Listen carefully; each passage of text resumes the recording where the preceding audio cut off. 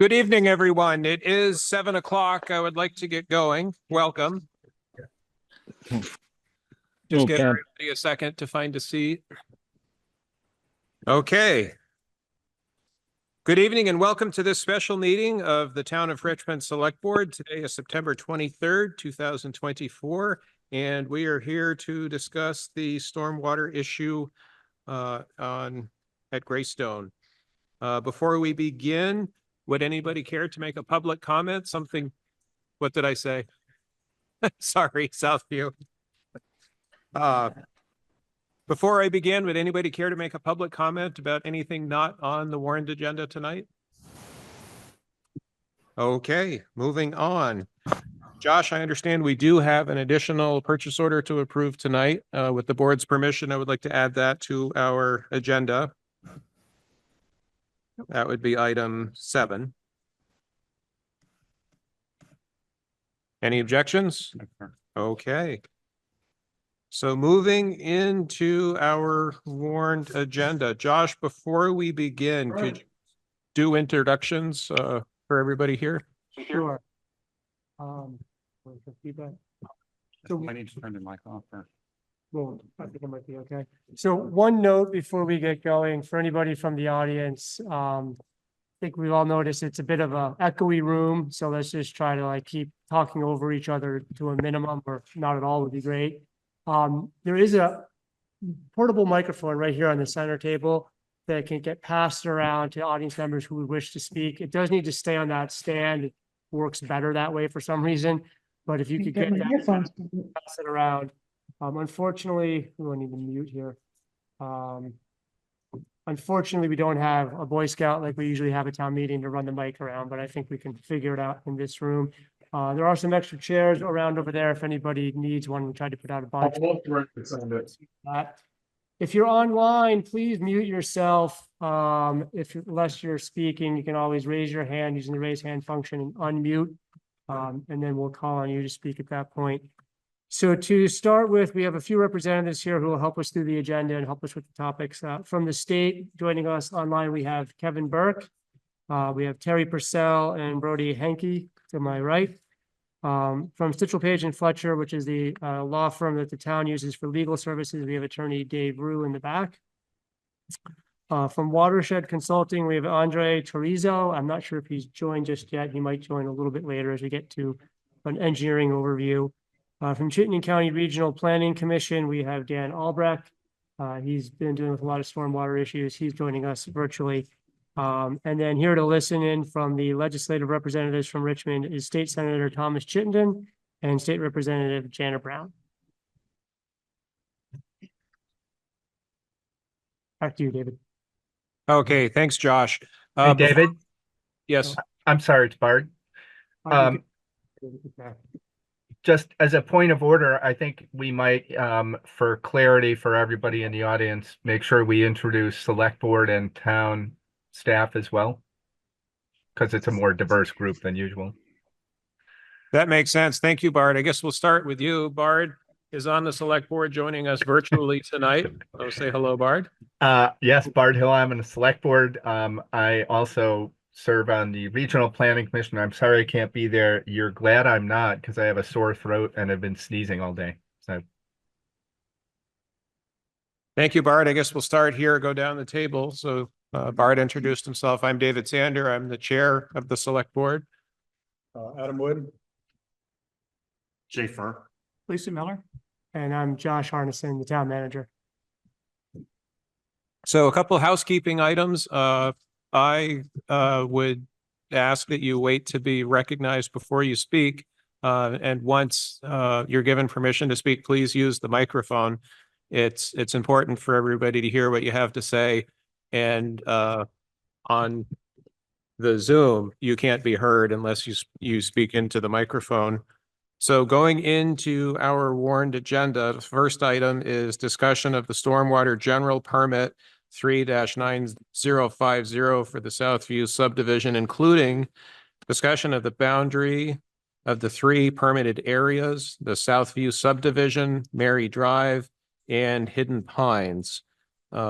Josh, how did you want to lead this discussion? So I think maybe turn it over to Kevin Burke or one of the representatives from the state to talk about the history of those permits specifically. And yeah, I think the first one to start off with is we had 3 developments, Hidden Pines, Mary Drive, and Southview that were combined, and now we're uncombining them.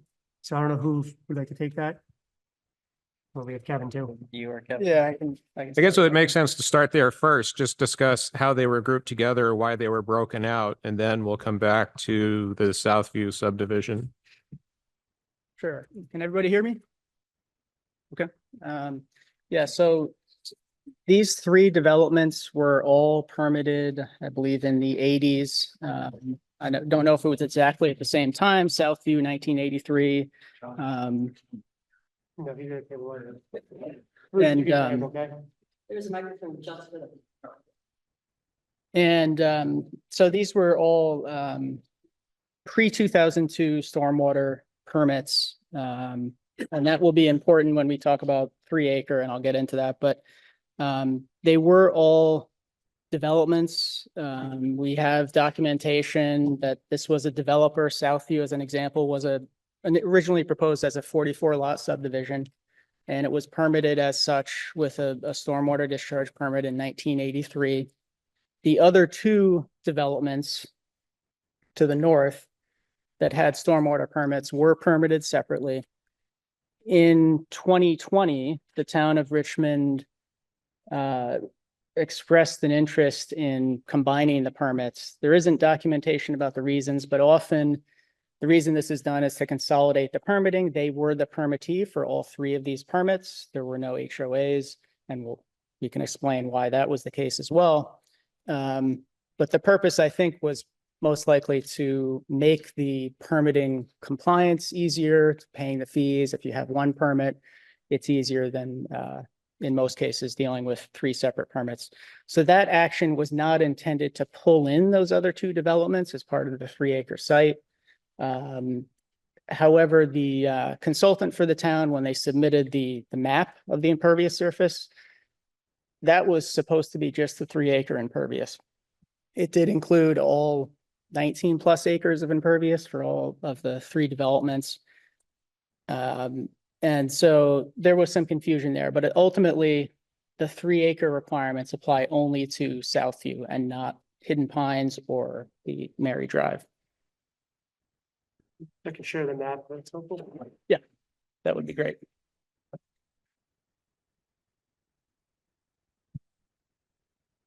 So this map is showing the blue. If you can see it, is the outline of Southview. So those are the lot boundaries are in orange. And the blue surrounding is the 3 acre site development, what was originally permitted in 1983. And I've got a map of that from the 80s that shows that as well. And it conforms to what this map shows. So Just for clarification, the blue boundary is from the 1983 subdivision. correct. Oh, yeah, so it's 1 acre past Joan, So this here is Southview that comes up here. 1 lot. Joan Ave is over here. Westall's over here, the Westall extension. This is also available in the meeting packet for anybody who's interested in getting a better look at the map. David, where do you want to go with audience versus state? Good question. Maybe we should get the microphone. Sorry. We'll get to a routine here, but thank you. Does this blue outline include Hidden Pines and Mary Drive? Could you give your name? Ernie Kelly, I'm sorry.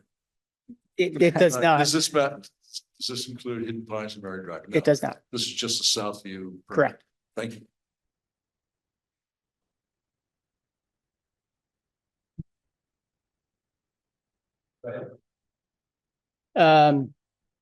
So yeah, this is so I was getting at the reasons why. I think there were questions brought up at the prior meeting about why was there never an HOA for these 3 permits that the town only had essentially responsibility for the stormwater system over. And we had what was called an orphan stormwater grant program. And so there were approximately 100 subdivisions in Vermont. This was in the mid 2000s, where due to staffing issues with DEC, we didn't have enough staff to essentially keep track of all these older permits that were expiring.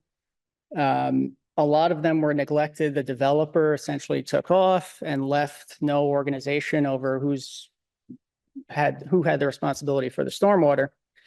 So we had this grant program to support any upgrades if they were needed, if maintenance hadn't been done in many years, if in some cases the stormwater system had not been fully built out. We had a program to provide grants to municipalities who would agree to take over the permits. And, you know, they would then have the responsibility, and in most cases, they would be the only permittee. So that's what happened with all three of these developments, including Southview. And that's why, you know, under that arrangement, there wasn't a requirement for an HOA to be a co-permittee, because under the orphan program, the town had it, essentially. It was their responsibility. And in return, there were some agreements, you know, under the orphan program where the towns didn't have to pay certain fees. So there was incentives to try and get the towns involved there. This orphan program is no longer in statute. As part of Act 64, the language was removed. So today we can't officially recognize a permit as an orphan permit today. You know, it's something that the money, there's no grant program anymore. It doesn't exist. So that's why today, in some cases, you know, unless the town does agree to take over the permit, there is this responsibility of the homeowners to play a certain role here. Now, what that role is, we can get into, but it can vary from site to site. And we can certainly talk about that more tonight.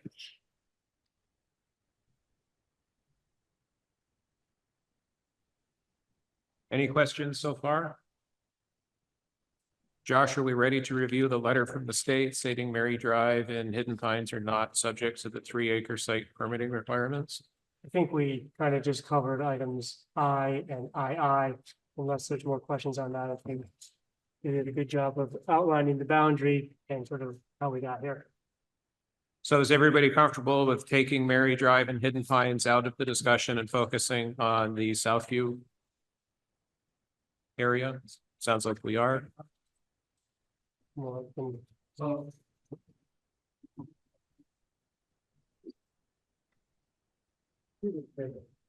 it be better if we let turnout and we'll come up? That would be a good. So I think this is the best way to go on this whole the process of this meeting. So my real question is really which of the Hidden Pines, specifically which of the Hidden Pines parcels are included under the permit process and which are not, because there's the one that I forget who sent it, Terry maybe sent it to me, shows a plot for 13 parcels. And when I look at them and kind of differentiate between solid black lines and kind of lighter black lines, I think I can come up with the 13 parcels that they mean. So I'm just curious as to exactly, or really identifying exactly which of the parcels in Hidden Pines are included. So as those landowners in that area are known, and those of us who hopefully include me and my wife are not included. So I've got a map here, and actually it's right here on the board.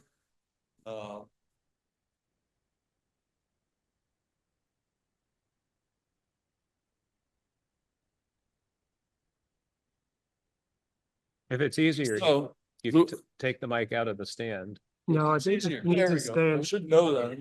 No, I'm it needs. gonna go down and play Hold up, it at needs- Stone Corral it and open needs to bike. stay in the I should stand. know that I should Sir. know this kind of stuff. Sir. Sorry, excuse me. It I needs to misspoke. stay It has to stay in the with stand. audio. No, it needs to. It needs to stay in the stand. Excuse me. Stand. Okay.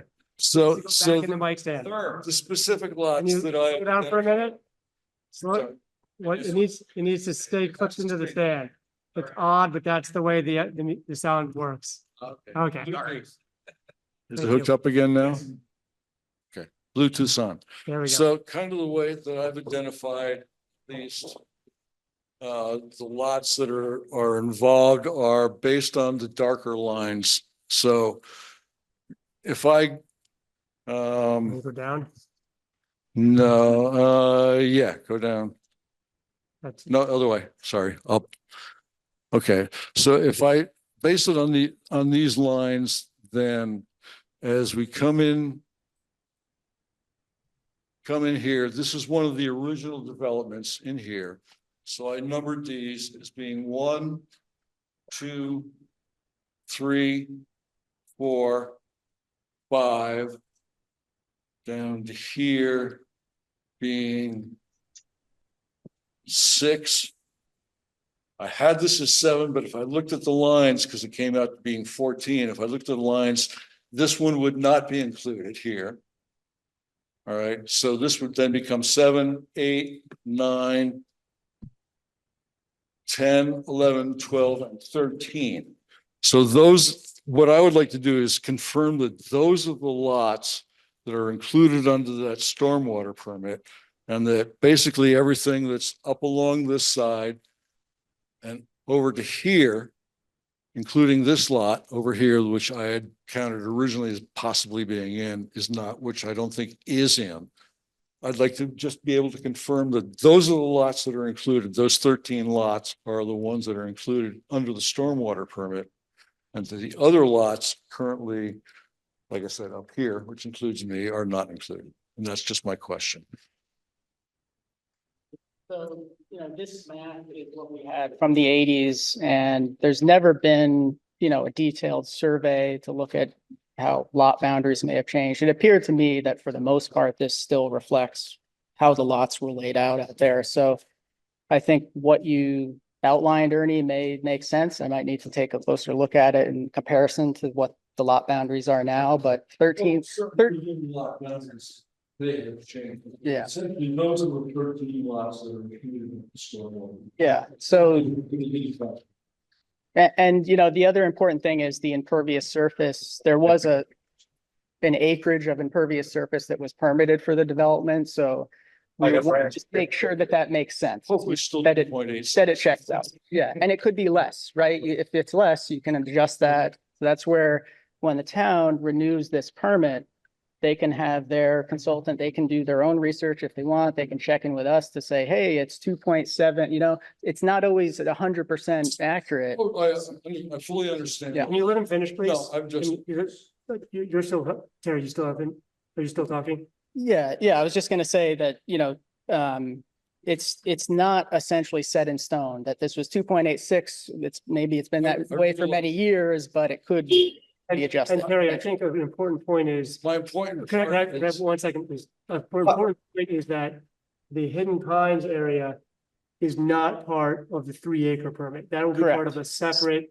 less expensive permit. And maybe you can Yes. explain that one. Yeah, so just to be clear, Hidden Pines and Mary Drive are not subject to 3-acre requirements, Correct. but they have had this stormwater permit, There's an old permit. that and they needs just be need to renewed. renew the coverage. You had an old design, you need to make sure it's in compliance with that. So there's no upgrades as long as the system is. That's not, I fully understand that. My objective really is to just specifically identify what I understand to be 13 lots that are covered under the stormwater permit. And that the other lots in the Hidden Pines development are not covered under that stormwater permit. That's purely my question is which are. Sure.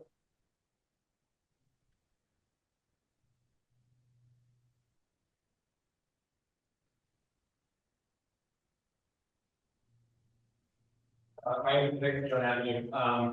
Don't really understand how all of this works. We all live on a hill. I watch water come down this hill all the time from all of these other properties on Southview, on Bradford. I'm just trying to understand how all of this works. This water is forever coming through my property that doesn't originate there. So how does this border get created? And when we can clearly see that there's water dumping in from other homes above us, why are they not subject, and would they not be a participatory member of this population of homes? So I just don't understand how that border gets created. I know this is all about clean water, but it's all feeding down through all of our properties, and just trying to get a good understanding of that. Thank you. I'm the newer member of the team here, so mostly going to be relying on Terry, but so so that each one of these developments does have a stormwater permit. It's just the Southview one, just due to the acreage and because of the original age of that stormwater permit being pre-2002, why we're kind of differentiating between the three different developments. You know, when an engineer is hired to, work on a project, any stormwater project for a permit that our operational program issues, they do need to take into account, trying to understand the watershed, the entire drainage area, that, is, that development is subject to. And that could go beyond the actual, government boundary of that parcel. And that is something that they would need to do, is to take that into account. These other developments with their stormwater permits, they must have some stormwater treatment practices that have been implemented, that are designed to capture runoff from those developments. Yeah, and I just want to add to that, when you have off-site runoff under any operational stormwater permit, in this case, the 3 acre, there's no difference. You're not responsible for treating that off-site runoff, but if it's coming onto your land, you have two options in most cases. You can either opt to reroute that runoff around your site if possible. You don't want to be creating other problems for other landowners. It's not always feasible to do so. Or what you would need to do is just size, if you've got structural practices, for example, make sure that they can handle all of the runoff going to them. So in short, while you're not required to provide pollutant removal practices, water quality practices, so to speak, to remove the pollutants from that runoff, you do need to consider it in terms of that volume and make sure it's being captured by your system. But jurisdictionally, we can't pull in other landowners just because their runoff happens to come onto the jurisdictional area. Okay, I see the Thank hands you. in the room. I will get to you, but Neva's had her hand up for a while, so I'm gonna go to Neva first. Hi, I just have a quick question. The permit for Hidden Pines, is there a plan to hold a select board vote to say that the town is going to take that back? Since that was something that the town, I think, voted about a year ago when they were combined, that the town wasn't going to do it. So is there going to be a vote on that? And if so, when?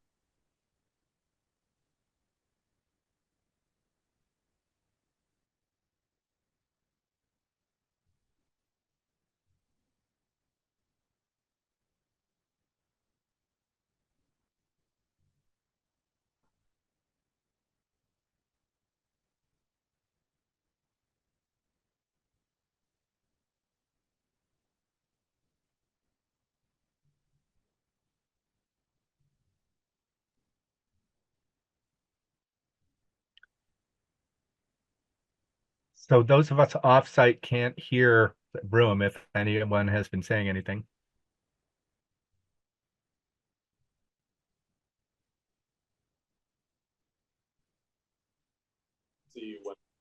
Josh, can you hear us on the Zoom call? It looks to me like we lost the town, with the exception of There we go. others. I'm not sure.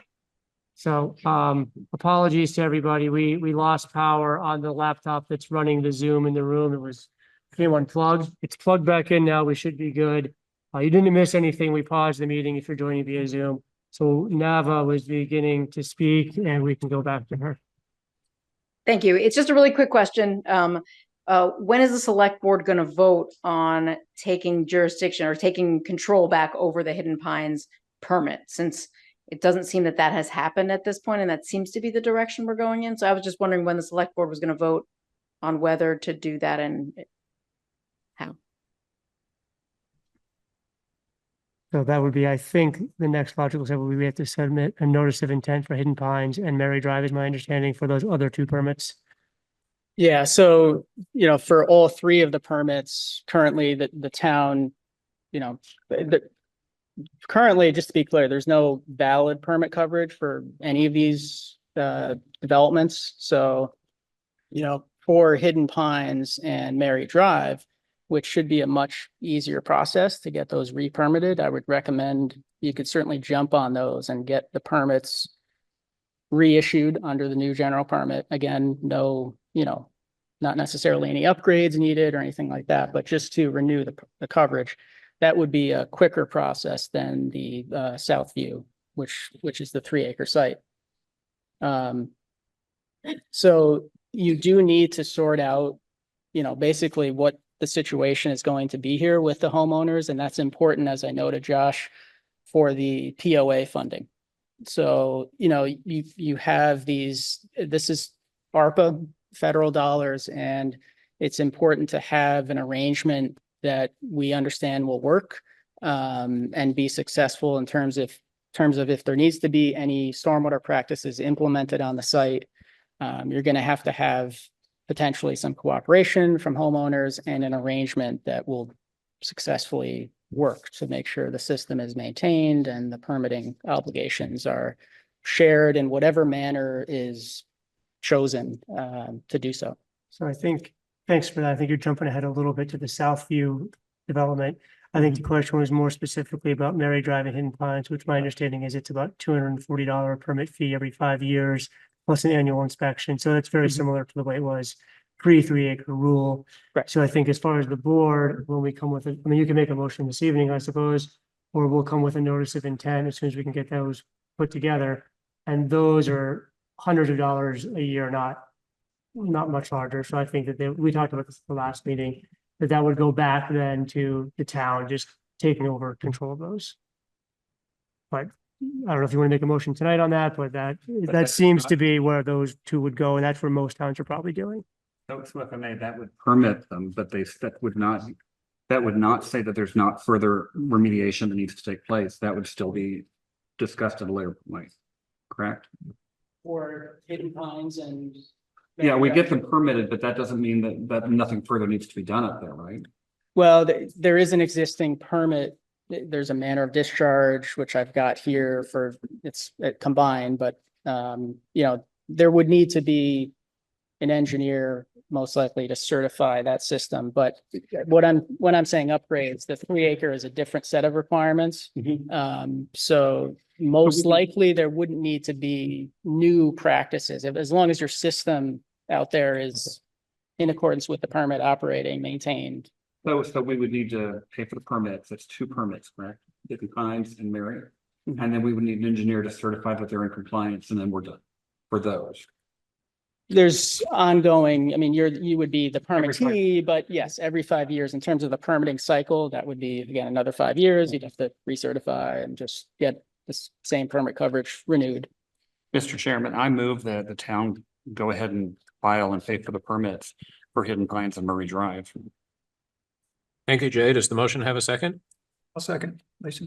Thank you, Lisa. Any further discussion? David. Yeah, Bart. David, this is Bart. I just want to make sure we're confident that this vote is covered by our warned topic of the meeting, and I'm not certain that it is. I share that concern as well. And if it's not, I'm sorry to interrupt. You can table it till the next time. That's my point. I think that it would, at least it would be more overt to properly warn it for a future meeting. Then I'll withdraw my motion, but we'll refile it at the very next meeting when it has been warned. So Jay, as the maker of the motion, you could withdraw it. That would need a second. Or you could table it until our next scheduled meeting when we should have more information based on Okay. the outcome of Table this it, I'll meeting. be happy to table it. Okay. Now to table it, you need to table it for a specified period of time. I propose that we table it till the next select board meeting 1 week from today. Okay. Is that okay with you, Lisa? Yes. Okay, thank you. Go ahead. I'm sorry.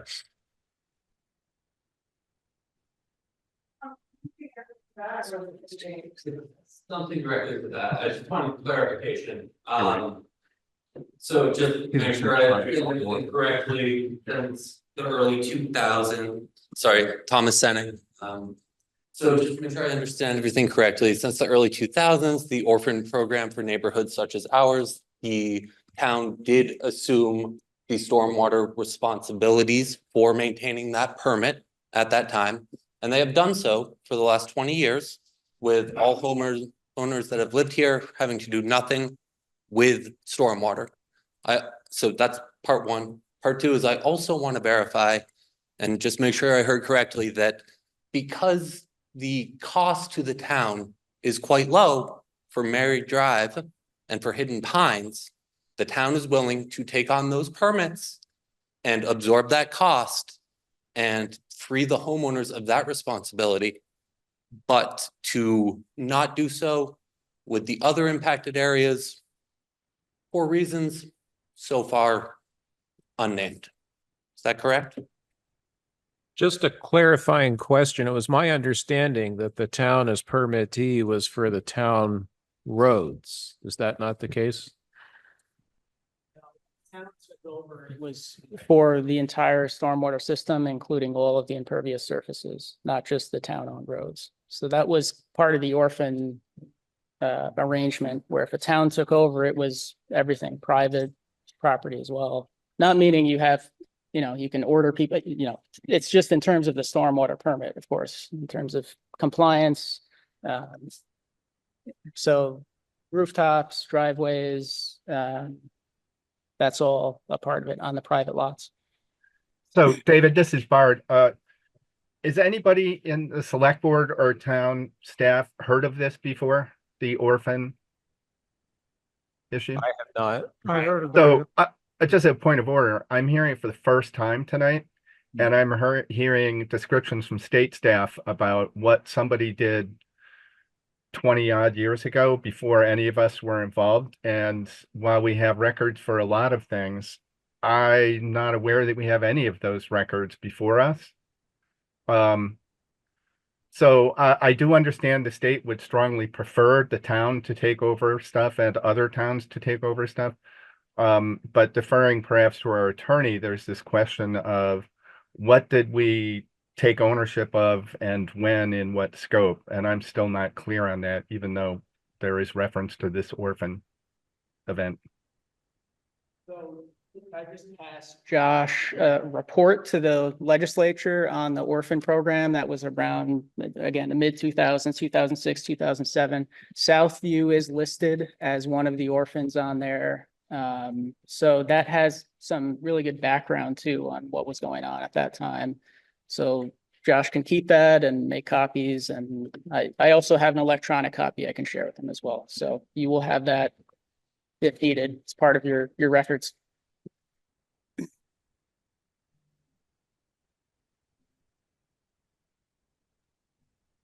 And so David, I don't know if we want to engage our attorney in a discussion of that, because this would seem like new information to me and perhaps to others. Yes, go ahead. I'm Charlotte Phillips. I live on Southview. And this is a little bit backwards and a little bit forward in the agenda. I'm not sure where it lies. But in the discussion of this as the Southview permit, and discussing about dropping Hidden Pines or dropping Mary Drive from the permit, and going back to even the map that you're talking about, it took me a while to figure this out, but it's the very bottom of Southview. It's Westall, it's Joan, and then everything from the stop sign to the stop sign is Southview North, is not included in this permit of the stormwater that as I understand it, when you say Southview North, you're saying the stop sign that's at Westall and Joan to my house, which was originally in Hidden Pines at the other stop sign. So I think that's a really important point of clarification. And it also means that when you say you're dropping Mary Drive and you're dropping Hidden Pines, what happens to the majority of actual Southview Road in terms of permitting? Where are they covered? And what happens? And then like Ernie, I also have a specific question, which is, where does my house fit? Because I'm not in any of those. But I think when we keep saying Southview, Southview, Southview, it's like 6 houses that are actually on Southview Drive for an address and a whole lot of other area.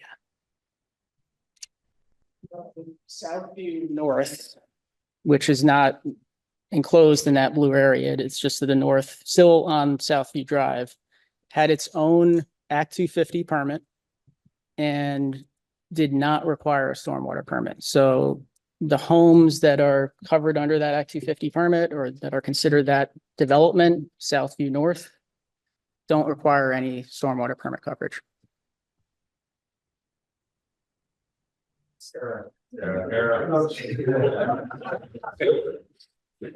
I'm Sarah, to pick up on that. First of all, I want to thank both of you. I'm Sarah Hine. I've corresponded with both of you. We've spoken on the phone, Brody. Thank you both very much for being so responsive to all of your inquiries. I really appreciated that.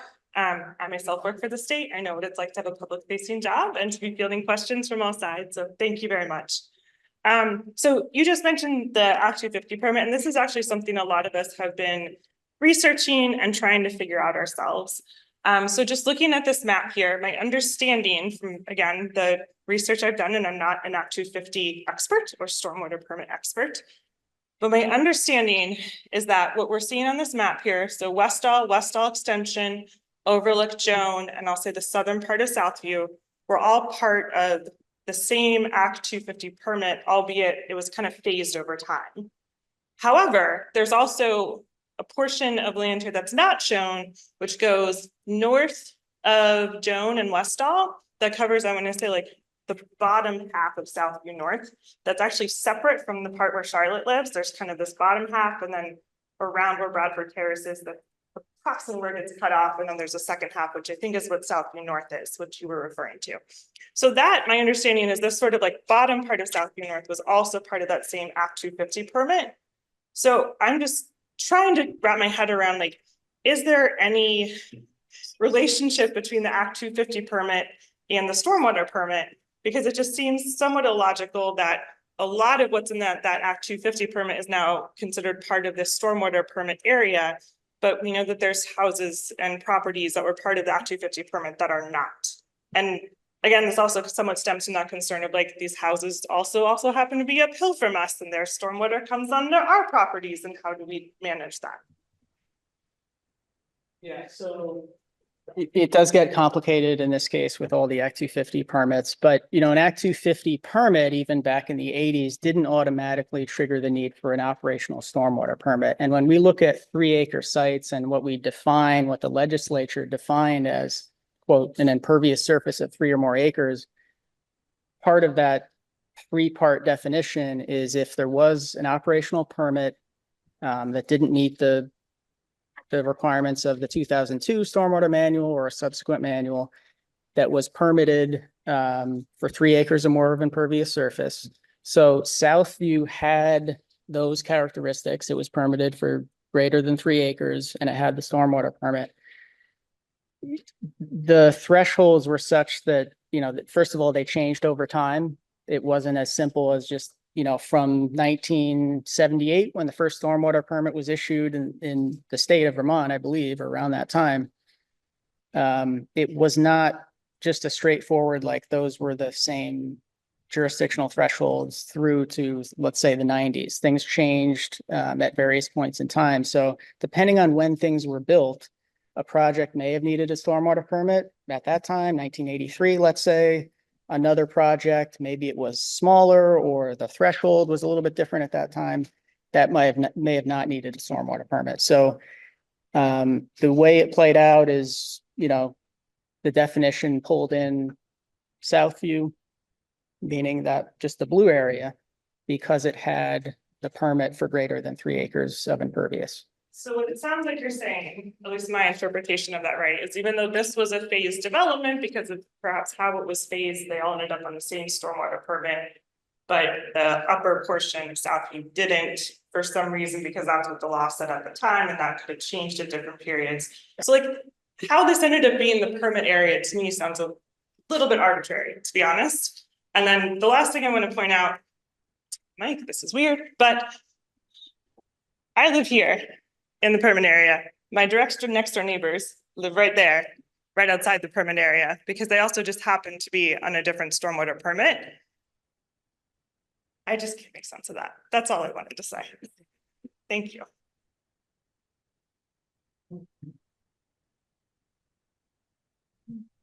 There's 2 people. Yeah, I'm wondering if we should have Dave, our town attorney, weigh in on the history of the town involvement with the permit, or if we should take more questions from the audience first. What do you think? Okay. So I'm gonna go back on Zoom because they've had their hands up for a while. I'm gonna start. I don't know who you are. PKALE. Paige. Go ahead, Paige. Hi, thank you. I am on Joan Ave, and can you all hear me? Yes. Okay, thank you. I believe it's Kevin who just spoke from the state, and you said a lot of Greek to me about stormwater permits and phases and timelines, and I don't understand why, the houses directly north of the stop sign don't need one, and we do. I agree with Sarah. It seems arbitrary. It seems unfair. I think that the state owes it to us to give us definitive answers as to who should be included and why, because this is not something a homeowner should have to be responsible for. I don't know anything about this. I don't have the time to spend learning all about this. And, we're not getting clear answers from you on how you determine who's included and who isn't. Thank you. Thank you. Kara, I'm gonna go to you next. Thank you. Can you hear me okay? Yes. Great. My question is, before the select board really thinks about making motions, I'd want to know, are these the only 3 orphaned permits in the town of Richmond? Are there any other orphaned permitted subdivisions in the town of Richmond? So I gave Josh, that list may have some information there. I don't know off the top of my head if there are others, but we can certainly look into that and let the town know.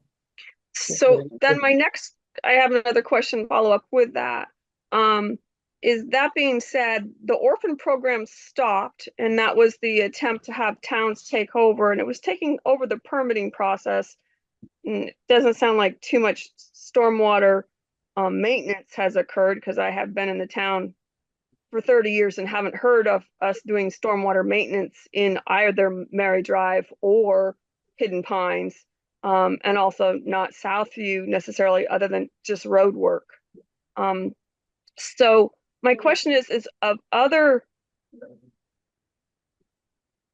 subdivisions or developments in Richmond, are there any other developments in Richmond that fall under either of your permitting processes, the 3 acre or the less than 3 acre, like the Hidden Pines and Mary Drive? Because my concern is, if we're going to take over and continue to take over permitting for any kind of development, we need to be aware of all of our developments that potentially would add to the Richmond's list, the town's list to permit and maintain. So I want a full list. Because one development asks you to cover it, they all can. And that's my fear. That's a fair question, Kara. I don't think we have an answer tonight, but I suspect we will shortly. Paige, your hand is still up. Did you have a follow-up or did you not put your hand down? No, sorry, I'll put it down. Okay, thanks.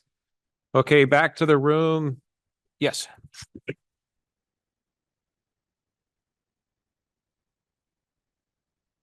Hi, my name's Kevin Kittinger, and I'd like to get a copy of the orphan program documentation was provided to the board earlier. Probably all Southview would like to see it as well. And I think my question I originally had is really has come up already, but it's getting into a clear understanding of what causes the need for a storm water mitigation program. That I've heard things about the original permit, I've heard about the Act 250, I've heard about a lot of things that don't make any sense, or even why things are included as a larger group, because if each of these properties were done as individual properties, none of them would have hit the 3-acre requirement to do anything. And so it just seems, like Sarah said, it's very arbitrary of how for these people, you gotta do it this way, but for these other people, you don't have to do it that way. Might want to follow up too, but there's a very clear established relationship between area of impervious surface in a watershed and water quality impacts. So the more you have unmanaged or poorly managed stormwater runoff coming off of impervious surfaces, you're going to have greater impacts to the receiving water, to the streams, to ultimately the rivers, the amount of pollutants that are going in, but also the amount of volume. When we convert a forest or a meadow area, grassland to impervious surface, the greater the area of impervious surface, the greater the difference between pre and post development, the greater those impacts are if you don't manage the stormwater runoff, because all of that runoff is just shooting off of those surfaces. It doesn't have the chance to infiltrate into the ground, and it's also carrying pollutants into the waters. So that's ultimately the basic reason why the Vermont legislature began regulating discharges of stormwater runoff for certain sizes of development. And that's why the permit threshold is based on the area of impervious surface. Jay? So if I may, the question I keep coming back to, if I can restate what the audience seems to be asking is, why does it stop halfway up Southview? Why is the area in Southview North not part of the area when we have testimonial evidence that there's stormwater coming down there too? Is it simply that the state looked at that and said the aggregate impervious surface in this part of Southview does not hit the 3-acre rule? I mean, why is there essentially a line drawn through Southview saying these people have to have one, these people don't? So, well, first of all, there was never a stormwater permit needed for Southview North because at that time it didn't meet the threshold for what needed an operational stormwater permit. It was built after, at that time, it was built after the original Southview in 83. It was, I don't know when exactly. So the requirements changed, the rules changed. And then the reason why it doesn't need to go back and retrofit now is the definition of essentially a 3-acre site that's in statute in the general permit and the stormwater permitting rule does not include subdivisions that never had an operational stormwater permit. The reason for that is we're not trying to pull in every development in the state. First of all, that would be even more of a massive undertaking than what we're dealing with now. And we don't need to go that far to meet the goals. We have very specific goals in the Lake Champlain TMDL. TMDL meaning that's essentially a pollution budget for the lake. And we determined that there's a developed land sector. There's different sectors of the TMDL, but for what we're talking about for stormwater runoff from developed lands, we determined that we did not need to regulate subdivisions that never had a stormwater permit in the past, regardless of how large they were, because just pulling in the previously permitted subdivisions along with the other approximately 700 3-acre sites, that's how many we're talking about. This goes far beyond just residential subdivisions in the state, or I should say in the Lake Champlain and Lake Memphremagog basins. we determined that that would be sufficient to meet our water quality goals. So we did not feel it would be necessary to regulate other impervious surface. We restricted it to that definition. Yeah, and I just want to jump in here too, just to, I think to answer kind of your question, just kind of zoom out a little bit on what the operational stormwater program does is we don't just, also I will mention too, our program manager, Kevin Burke, does have his hand up too, so probably wants to answer some questions as well. But, you know, so we, you know, most of our, other than these like 3-acre sites that have us kind of looking backwards at the history of stormwater programming or permitting in the state, as we're also issuing permits for new development in the state that meets a certain threshold. So because of Act 64, our permit got updated in 2019.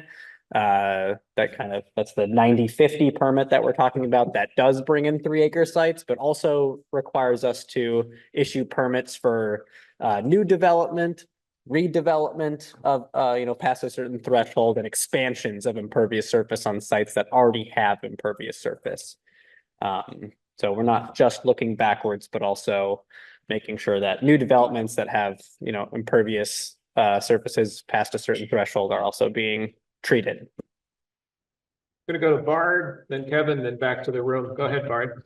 Thanks. So I have sort of a question and a follow-up. Did I understand the description, the sort of history of the town's role in this orphan permit is in a legislative report? Is that what I understood? That's what I provided, Josh. That it doesn't mean it's the only information we have in the orphan program, but it does provide a nice, succinct summary and a list of the orphan sites. So that's helpful, but having some experience in legislative reports and testimony, I don't think of it as dispositive. So what I'd ask for as a member of the select board is, what's the best way to get copies of all the orphan permits related to developments in Richmond? Should that be submitted as a FOIA request, or can we just ask you to send those to us? Copies of the actual stormwater permits? Yeah, so the legislative report would be a summary of the documents and evidence in hand in your agency.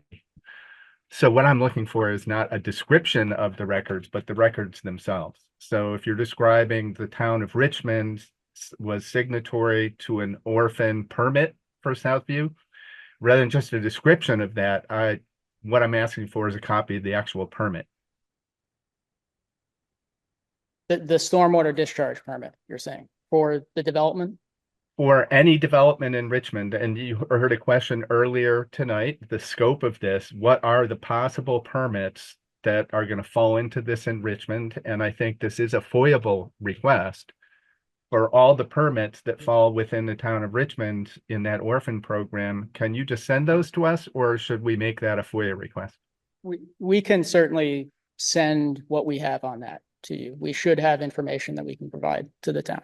Because that would be the first party evidence, the primary evidence of that history, would it not? The permits themselves?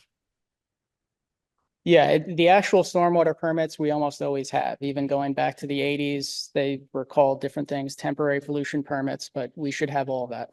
So can we just make that request now? You would send us copies of all those stormwater permits under the orphan program that, again, to the conversation earlier, it's not just 1 or 2 or 3, potentially it's more, so that we know. It may only be 3, but I'd like to know that or not. Does that make sense? Yes, absolutely. Awesome. Cool, thank you. Thanks, Bard. Kevin?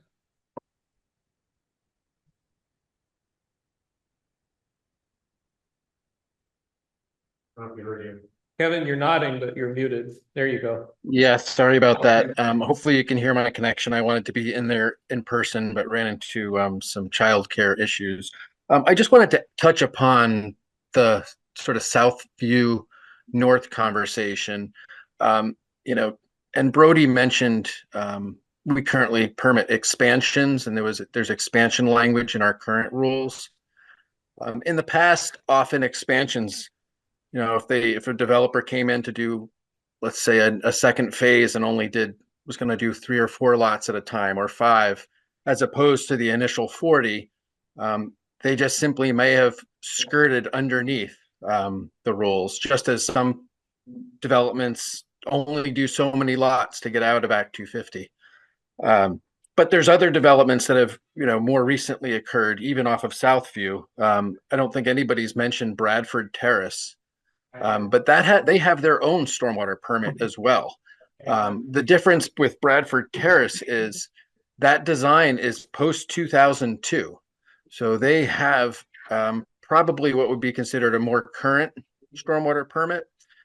So that's that portion of the development, although it's not inside any of those 3-acre squares, they are also subject to a stormwater permit. I just wanted to clarify that point. Okay, thank you. Back to the floor. Who was first? See 4 firsts. Go ahead. Hi, Robin Pacey. I live on Southview Drive. I still don't feel clear about what criteria makes a parcel part of a 3-acre permit or site. And if you think your parcel should not be part of a 3-acre site, how do you appeal or discuss that decision? I think you should reach out directly to our program. And if any property owner who doesn't think they're part of a 3-acre site, from the beginning, when we notified affected parties, that was a part of the process. As far as what's part of the 3-acre site, there was a proposed 44 lot subdivision in the 80s that needed an operational stormwater permit with specific boundaries. There was a site plan showing that this was the area subject to the permit. So in statute, in the stormwater rule, and in the general permit, that area by definition becomes a 3-acre site when it's just based on these older standards from the 80s. As Kevin mentioned, there are developments, and many of them, that are well over 3 acres of impervious surface. But if they were built, say, 10 years ago, these upgrade requirements don't apply to them because they already have what we consider a modern and effective stormwater system that should have been built as part of the permit requirement. But if you feel that your lot shouldn't be a part of this, I think I would just definitely recommend that you contact us first. The appeal process with the environmental court, I would not go that route first. Reach out to us, and I would say in this case, I don't expect that if your lot is within this boundary, I think for the most part, this is going to be pretty accurate. So I don't want people to think that there's, an appeal that's going to be all that likely here. We have an obligation to see that these requirements are met. We know not everybody likes them, but it often is what it is. But again, if you feel like you have a compelling case to present to us, we can look at it and let you know. Go ahead. Hi, Caitlin Filkins. I live on Overlook Lane off of Westall, off of Southview. I'm hearing you say it is what it is to a room full of people who are going to be significantly impacted from a financial standpoint as individual household owners. This is something that's going to cause undue burden on a lot of individual households.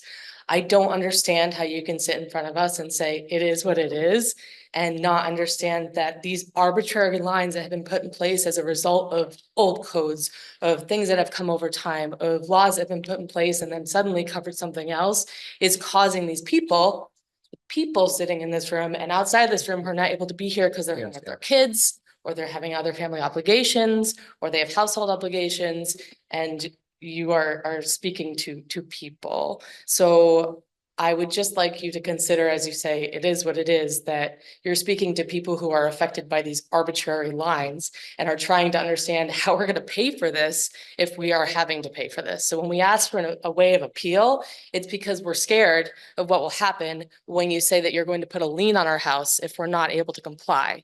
How are we supposed to comply when we are individual households and we are not part of an HOA? We don't We don't work together as a neighborhood. We're not one development. We're a random assortment of houses that have been put together over time in arbitrary lines that you're now saying have to comply. How do we do that? We don't have an HOA.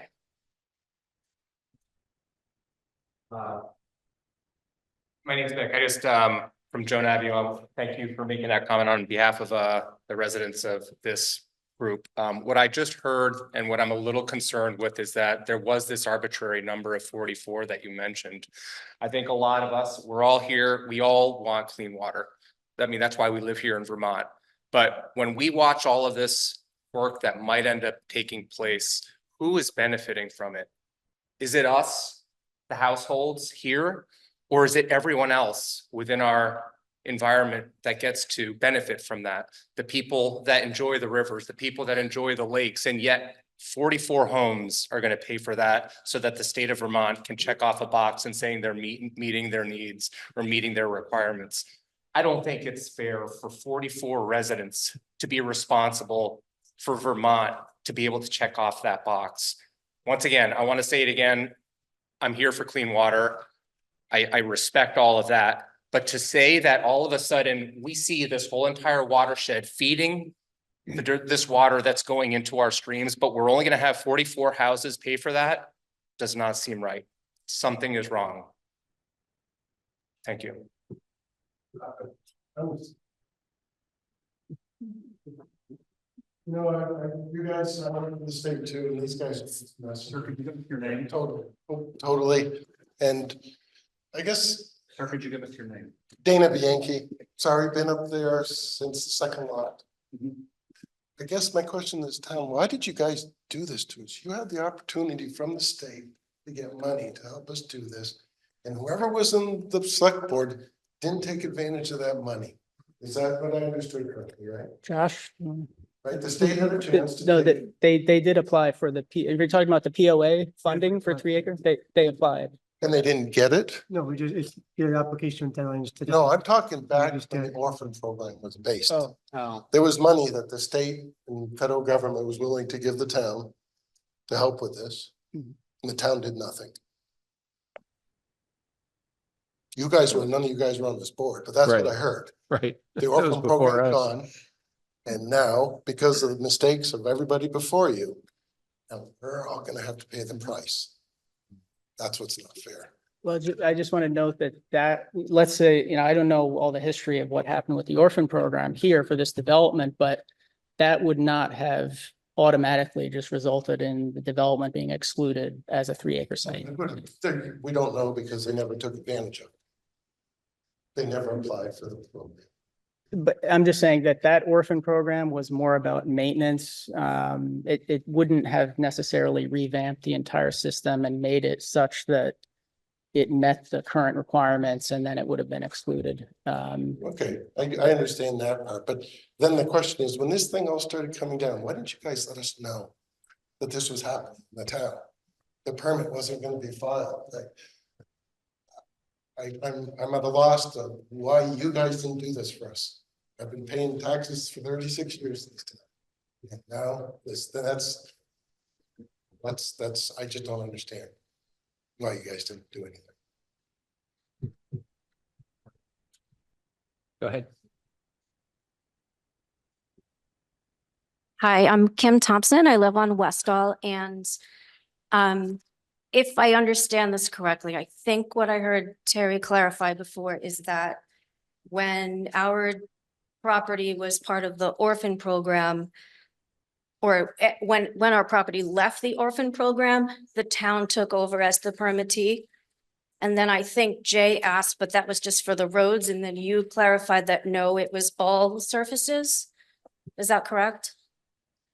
So Yeah, the town took over as part of the orphan process, and that Right. included the whole development. including all impervious surface, driveways, roofs, all of that.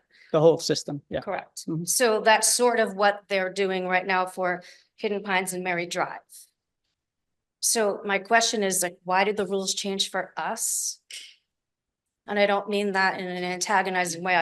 I'm clearly baffled as to why are the rules different?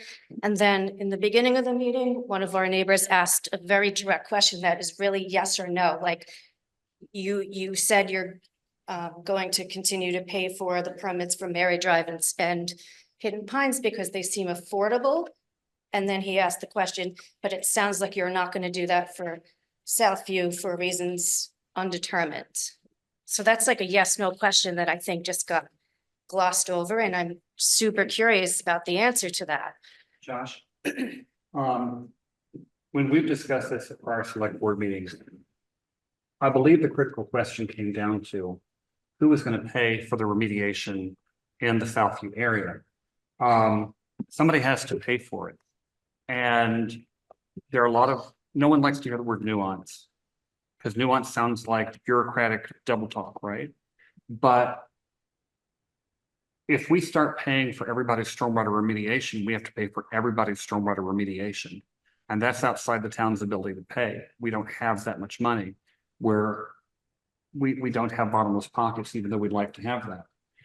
There are a couple of options for how to pay for the Southview stormwater remediation. One of them is that we create what's called a special, what's the term? Special finance district, special tax district, special assessment district.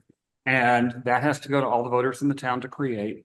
And then essentially a fee would be placed against the homeowners in that area, and that would pay for the remediation. That's one option. The other option is that a stormwater association be formed. Now I want to clarify something because I got shouted down kind of rudely 2 meetings back when I said there are associations that are created for the purpose of managing stormwater. Somebody shouted me down and said, we're not going to have an HOA. And I tried to say, this is not an HOA, this is a stormwater association. Got shouted down again, we're not going to have an HOA. Well, that's part of the problem here, is a lack of flexibility of people who live up in Southview to work with us to find a structure for paying for this. A lot of towns around Vermont have stormwater associations. They are not HOAs. Give me a minute. There are HOAs that you hear about in other states, which tell you that your mailbox is the wrong color. No one is proposing doing that. We're talking about an arrangement where somebody is able to pay for the stormwater improvements that need to be put there. If you don't want that, then we're going to have to probably go the special assessment district route. But one way or another, that's the holdup, is how does this get paid for? $240 for a permit for Mary Drive, $240 for a permit for Hidden Pines is a drop in the bucket compared to the total amount of money that may need to be spent in the Southview area. I would love to be able to say as a town, you're my fellow town residents too. I'm not a politician, I'm a resident. I'd love to be able to say, we'll find a way to pay for all this, but it's gonna be a lot of money. And we can stretch that out over 20 years. We can do it a lot of different ways. But that's why we're not just saying, we'll cut a check for everybody in Southview. We have to find a way to pay for it. David, if I could, yeah, the one other thing I'd observe, I will admit to some consternation that I'm hearing this term about the orphan permits for the first time in the last hour. And it's why clearly I think we should see the actual primary evidence, the source data.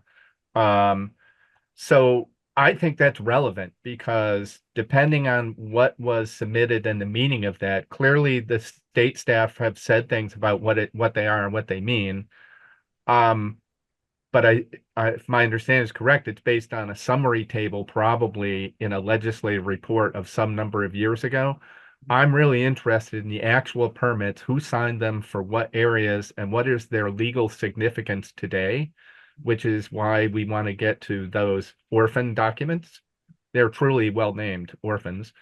Get the orphan documents, find them, and then see what else is there. And it may not be any, it may be 3. These 3, it may be more than that, but this is sort of a due diligence, I think, for the select board.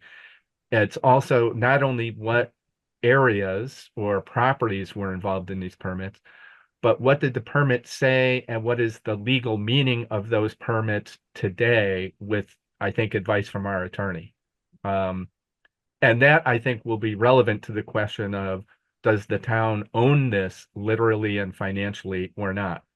And I don't know the answer to that, but I think from my perspective as one member of the select board, I'd like to investigate that and understand it before we say we can, can't, should, shouldn't. Because that could be controlling if we somehow own it because of what previous select board members did or didn't do 20 years ago. We need to know that. Right, Bart, I agree 100% with that. We're being asked to take on faith information that we'd like to see in black and white. We have a responsibility to know, do we own it, as you put it? I'll come back to you in a minute. Brad hasn't gone yet, so I'm going to let him go. Thank you. Brad Worthen. I did Bradford Terrace, and I'm very familiar with Act 250 and stormwater, having gone through it. It's a very, very expensive process. I probably spent an extra $200,000 putting in a stormwater pond in sand that made no difference to any runoff in the Winooski River, but the requirements were to do that. So in listening to this conversation, I must say that I hope there are some legislative individuals here, because the process is not going to be inexpensive for those that are affected by tonight's discussion. And you're looking at hundreds of thousands of dollars, engineering, and then remediation as to where, mitigation is where the water is going to end up going. And I've always been an advocate that the homeowners are not the problem with Lake Champlain runoff.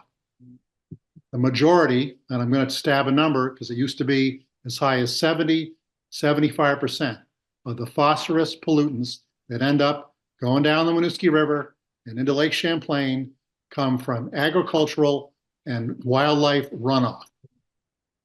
So to the point where the Environmental Protection Agency 10 days ago slapped the hands of the Vermont Department of Environmental Conservation and said, we're taking over the program because you guys can't manage it to make Lake Champlain clean or meet your goals. I work for Palmer Real Estate. We own shopping centers all over Vermont. We're in the process of $5 million worth of upgrades because of this legislation, because of this dictate put on. Developers can handle it better than individual homeowners can. So imagine the question I would have for the engineers in the room tonight.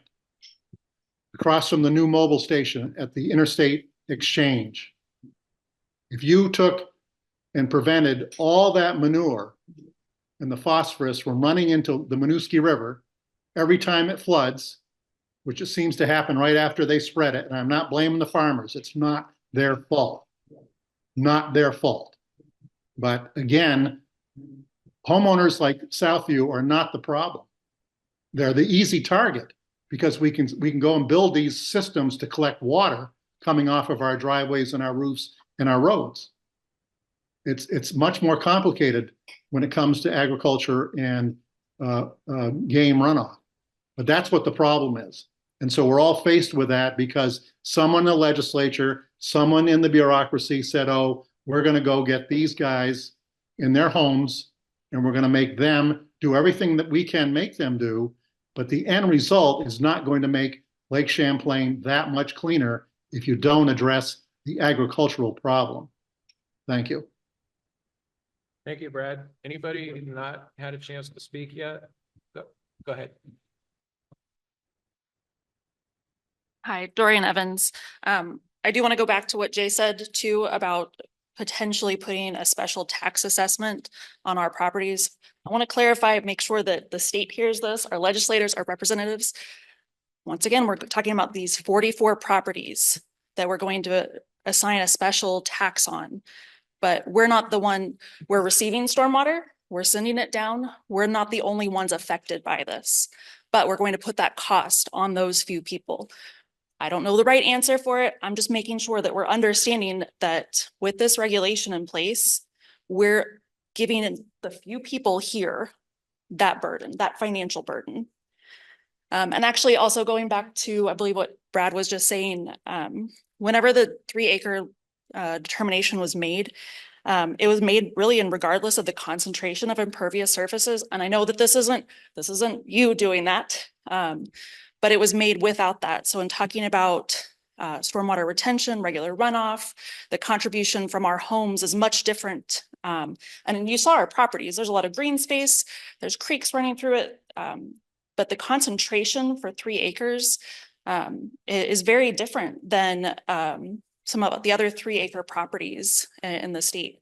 Like it could be a 3-acre parking lot and it could be much, much different. So I'm curious about part of that, if there can be any monitoring done also to show what our contribution is to the TMDL. And whether or not that financial burden is actually really representative of our contribution to the lake's pollutants. Thank you, Jay. I mean, I want to echo what she just said. When we were hearing about the TMDL earlier, and the question was asked, why is Southview North not in it and the rest of Southview is?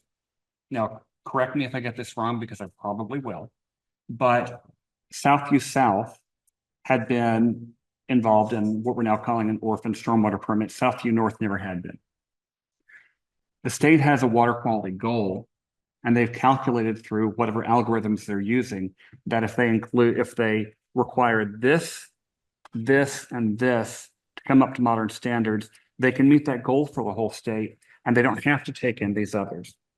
And so essentially what you're saying is the landowners in that 44-acre parcel are being told that in pursuit of the state's overall TMDL water quality goal, they have to pay for it because that helps meet the goal. We don't need to make it any wider. We don't need to take in Southview North because we can make our state goal without doing that. And that doesn't seem fair. But do I have the facts more or less correct? Just to like answer, so you had your 2 questions was, can there be water sampling? And then what about all the green space kind of, and also the boundary being somewhat arbitrary. So just on the water sampling, so we don't really prioritize doing water quality monitoring at many of our like stormwater sites, or really like a lot of clean water sites. I used to do a lot of water sampling up in Franklin County. But those were a little bit more targeted, and really managing a water quality monitoring program that's like effective. River systems are very dynamic. You can't really just go in and take one water sample and get like a meaningful result. You have to be doing almost continuous concentration of nutrient monitoring and also continuous flow monitoring. And that's very expensive. And that's the kind of stuff that like UVM extension does on, specific ag sites, or, like researchers do. But, we've identified, it's the science behind, impervious surfaces, impacting water quality is a little bit more, clear cut when you are displacing stormwater and not allowing it to infiltrate into the soil. There can be downstream impacts from both the volume and then also, sediment and erosion that's carried by that. But you made a point that, that there is a lot of, residential subdivisions. There is typically more green space, right? You are right that the impervious surface is spread out throughout the area, and it's much different than like a commercial development, like a parking lot. So when, engineers are hired to, look at these sites, look at how water flows across the drainage area, the state does approve stormwater treatment practices that kind of take advantage of that open green space already. And those are practices that can be incorporated into a design. It depends on, the soils, the slopes, and the space that's available. But that is a practice that can be implemented on stormwater sites. Does it help answer your question a little bit? Okay. To go back to my question about the state has a water quality goal, and that goal can be met by stocking it to Southview South, and we don't have to involve Southview North. Is that, take the language however you will, is that basically we don't need to include Southview North because the state's water quality goal can be met without doing so? So again, getting back to that definition, there has to be a line drawn at some point. I think for 3 acres that it was selected as 3 acres of impervious surface because, 2 acres would have brought in, it would have overshot the goal. Again, this is strongly related to the Lake Champlain TMDL. and our need to meet the requirements, the pollution reduction requirements. If we went with 4 acres, you know, that also would have had its own issues. 3 was right in the middle, and we determined that that would satisfy the developed land sector. Farms were brought up. Now, this is all part of Act 64. So we're only talking about developed lands, but farms have their own requirements under Act 64 as well. New requirements that came into effect came into statute in 2015 that are now being put into effect. So this is not ignoring farms or ignoring wastewater treatment plants or ignoring forestry, those sources of phosphorus. We know that phosphorus has varied sources in a watershed. But to your point, yes, I understand that there's an element of unfairness inherent in this, just because when you have this 3-acre threshold, it's only going to pull in so many sites that meet that specific definition. So I understand that, but there has to be some regulatory line that says this is what we're doing. Right. Where otherwise it's almost everything, right? But You if could the say, historical orphan permit had been drawn to take in 6 more parcels in what we're calling Southview North, that was done back in the 80s. It just happened to be drawn a little bit more broadly. Then those landowners would be being looked at today, even with their properties exactly unchanged. It's just a line was drawn a while back, and so that's the only line that matters. That's what I'm hearing. To go back to something Bart said about the orphan permits, the answer to whether the town can afford to pay a certain amount toward this depends a lot on how many landmines we've got out there, because we have other orphan permits that we don't know about, and we don't know what the orphan permits even say. We don't know if Southview is literally the only parcel, the only development in the town that needs aggressive remediation. That changes things significantly from actually it's here and here and here and here. So I do very much want to see what those orphan permits say, because we can't answer the question, as a town, can we help out the residents of Southview unless we know how big the problem really is? yeah, I just want to know one thing, to be very clear, or just because a property is an orphan or was an orphan does not pull it into the 3-acre requirements. Okay. It still has to meet that regulatory definition of a 3-acre site. Some orphans are 3-acre sites, some are not, just to be. Do you know for a fact whether there are any other developments in the town of Richmond that are going to be coming up 6 months, a year from now, or is Southview literally it? So Greystone, I know, is another 3-acre But site. they have an association, and they are going to pay for it themselves, correct? So Greystone has an association, and that's why we're not talking, the Greystone people are taking it, right? Yeah, so Greystone has an association for stormwater. Or until the 2032 acre stormwater rule. Right, until the 2030s, okay. Yeah. Megan Buckley, I am the newest, I think, member. So yay, I never actually got a notice because I bought my house 2 days before the notice went out. So I'm curious about process. One, and I've lived in Richmond for 15 years. When did this, can you help me back up on when this started? When would Southview neighbors would have been alerted, other than as of August 21st? Was there any notification prior to that? Sent a letter to the town of Richmond in 2020, September 2020. Okay. And that was just when the general permit came into effect, 9050, that covers 3-acre sites. When we had these developments that were orphans, and the town, as in this example, was the only permittee, we opted to only contact the towns at that time because they had been the permittee. So this was the first notification of the landowners from us. Okay. These letters to. And so that August date would be the end of August was when that first notification went out to owners, I'm homeowners. pretty sure that was, that would have been the first one from us. So I'm a big process person, so thank you all for being here. I get stuck on that process perspective because this is really personal for all these folks. I think everyone's done a great job of articulating their thoughts. I'm wondering, there's an ARPA deadline. So there's a practical piece of all of this that I think the select board needs to decide, because there is funding opportunity. Am I correct on that? And yet, I don't know if there'll be consent. I don't envy your roles. I don't envy being part of this neighborhood right now. I'm wondering what the practical timelines for this all to happen are going to be. Like, what's the deadline of an application if the town were to decide to take this on? Like, is it even achievable to try to do that? The deadline for the funding was tonight at midnight, and they did apply. Okay, thank you. That's very helpful.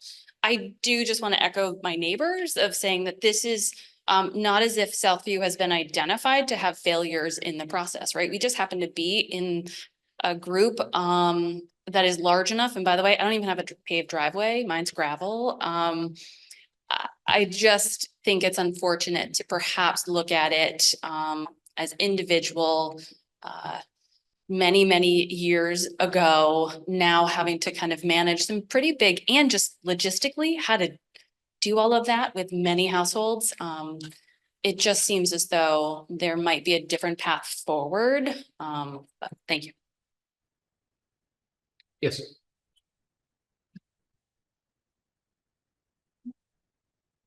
Kevin Kittinger from Overlook. I'd like to talk to the state representatives while we got you here, and understanding more about the permit process, talking about the penalty side of it.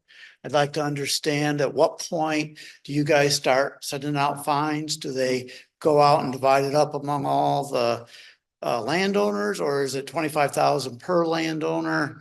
As well as, is there a buyout option here as well as a set cost that we pay and just put this behind us? Yeah, there's no buyout option. As far as enforcement goes, it's always case by case, depending on the specific circumstances of what's going on. You know, right now, the regulatory due dates have passed for this site. You know, we understand this is not the only orphan 3-acre site. These are challenging. There's no doubt about it. So we always have discretion with enforcement when we exercise it. So, you know, I can't say exactly how things might play out under every different scenario of what might happen. We have that authority to use, but I think getting back to discretion, you know, as if there are efforts being made to comply, and that's certainly what we've seen, at least, you know, more recently, especially with the town picking up on this to move things forward. You know, we're going to acknowledge that, of course. You know, so I can't predict the future, but right now, you know, when we see things happening, even if it's late from a regulatory standpoint in terms of the due dates, we're taking that into consideration. And generally, if things move forward, that's going to be a big, you know, certainly a factor that we look at in terms of whatever decision we make. So if things keep moving forward, that's what we would need to see happen. Bart, go ahead. Yeah, so, you know, I want to resist the impulse to throw the state under the bus, as the state seems want to throw the town under the bus. Again, not having heard anything about the term orphan until the last hour, I find that a little frustrating. But given you just described over 100 orphan projects, I'm guessing scattered around the state in small towns that are not municipalities with municipal stormwater plans like South Burlington, Essex. What's going on in all these other towns? Did you do the same thing? Like, you know, what I understand from other small towns is many of them were similarly disinclined to jump in and say, we want to take on this problem. So what's going on in the other towns, and how did you notice residents of those other developments where they were also orphans without homeowners associations? Or like, I'm wrestling with, I'm guessing we're not the only one, that we're not the only orphan, that there are other orphans. And like, so how have you approached those other people? Are they in the same boat? You know, there are others out there. And, we've sent letters to residents in those situations. The letters more recently were sent to those sites that were not in compliance. There are some likely orphan 3-acre sites that, were, permitted on time for the 3-acre requirements. So yeah, we're doing our best to provide assistance. We have another meeting coming up in St. Albans. There's at least one site I'm aware of up in Georgia that is an orphan site. There's another one down in Morrisville. They're looking into a special tax district potentially. There's no final decision on that yet. But that was another orphan that didn't have an HOA. So I wouldn't say there are 100, say, orphan 3-acre sites in the same situation, but there are others out there. And we're doing our best to provide assistance to each of them. Paige, you've had your hand up for quite a while. Go ahead. Hi, thank you. First of all, Jay, on the select board, I'd like to apologize for whoever said the thing at the last meeting. We're not going to form an HOA. And you mentioned that we've been very inflexible. We've only known about this for 3 or 4 weeks, so I think we're really all just trying to understand it. So I hope you don't take that one statement and apply it to all of us. This has been a shock to all of us, including especially you all. Yeah. To the state, or I guess to everybody, the legislatures especially, water quality is something that everyone in the state benefits from. I read at some point, and I believe there was a public comment period, which we were never notified of, but that this affects 7% of Vermont homeowners. Is that correct? Approximately. So you're putting the burden of paying for this on 7% of Vermont homeowners. I also am aware, I believe I'm correct in this, that other municipalities like South Burlington and Williston created stormwater entities, and every homeowner in those towns pays based on the percent of impervious surfaces they have. So I'd like Richmond to consider this if you have other sites that may be coming down the road, that maybe, this becomes something that we all pay towards on our tax bill or something. And I don't mean to say I don't want to pay my fair share, but it doesn't seem fair that I have to pay it and a house 3 away from me doesn't. And to the state people, I'd encourage you to drive through our neighborhood at some point, because the parcels that you're saying don't have to do this are all uphill of the ones that do. So you mentioned that we don't need to treat their water, but we have to consider the volume of it. So I have the financial burden of dealing with that volume when that water is coming from people who don't have that financial burden. Thanks for listening. Hey, we're gonna go to Fiona, then June. They haven't gone yet. So Fiona, go ahead. Hi, my name is Fiona Vici. I own 433 Southview Drive. Thank you so much for setting this up so that we can ask our questions. We really appreciate that. And forgive me, I came in also a little bit late because I had work. So maybe this question had already been asked, but I missed it. If we subtract the roads, what would the impervious surfaces that are owned by the owners, would that be under 3 acres? I don't think it would, but the site overall, the roads and the private impervious surface, it's all one site. So I think if I remember from watching the previous meeting, the recording, it's roughly 1/3 town roads and the rest, or not exactly perhaps, but something along those lines, 2/3 private. But it wouldn't be, if you broke that up, that wouldn't result in it not being a 3-acre site. Because we own 40 acres and we don't have, I mean, it's like basically woods and trails and our whole entire driveway, which we share with the Buckleys. our driveway is also unpaved. Yeah, unpaved surfaces like unpaved driveways and roads are impervious. They, over time, especially, with the compaction, it creates a hard surface that where the water runs off. But I just wanted to know with regards to treatment here and what will actually need to happen. The requirements for these 3-acre sites, it's essentially cut in half, and it's not even the full suite of treatment standards that would apply for a new development. So I don't want homeowners to think that there's absolutely going to need to be something done on their specific lot.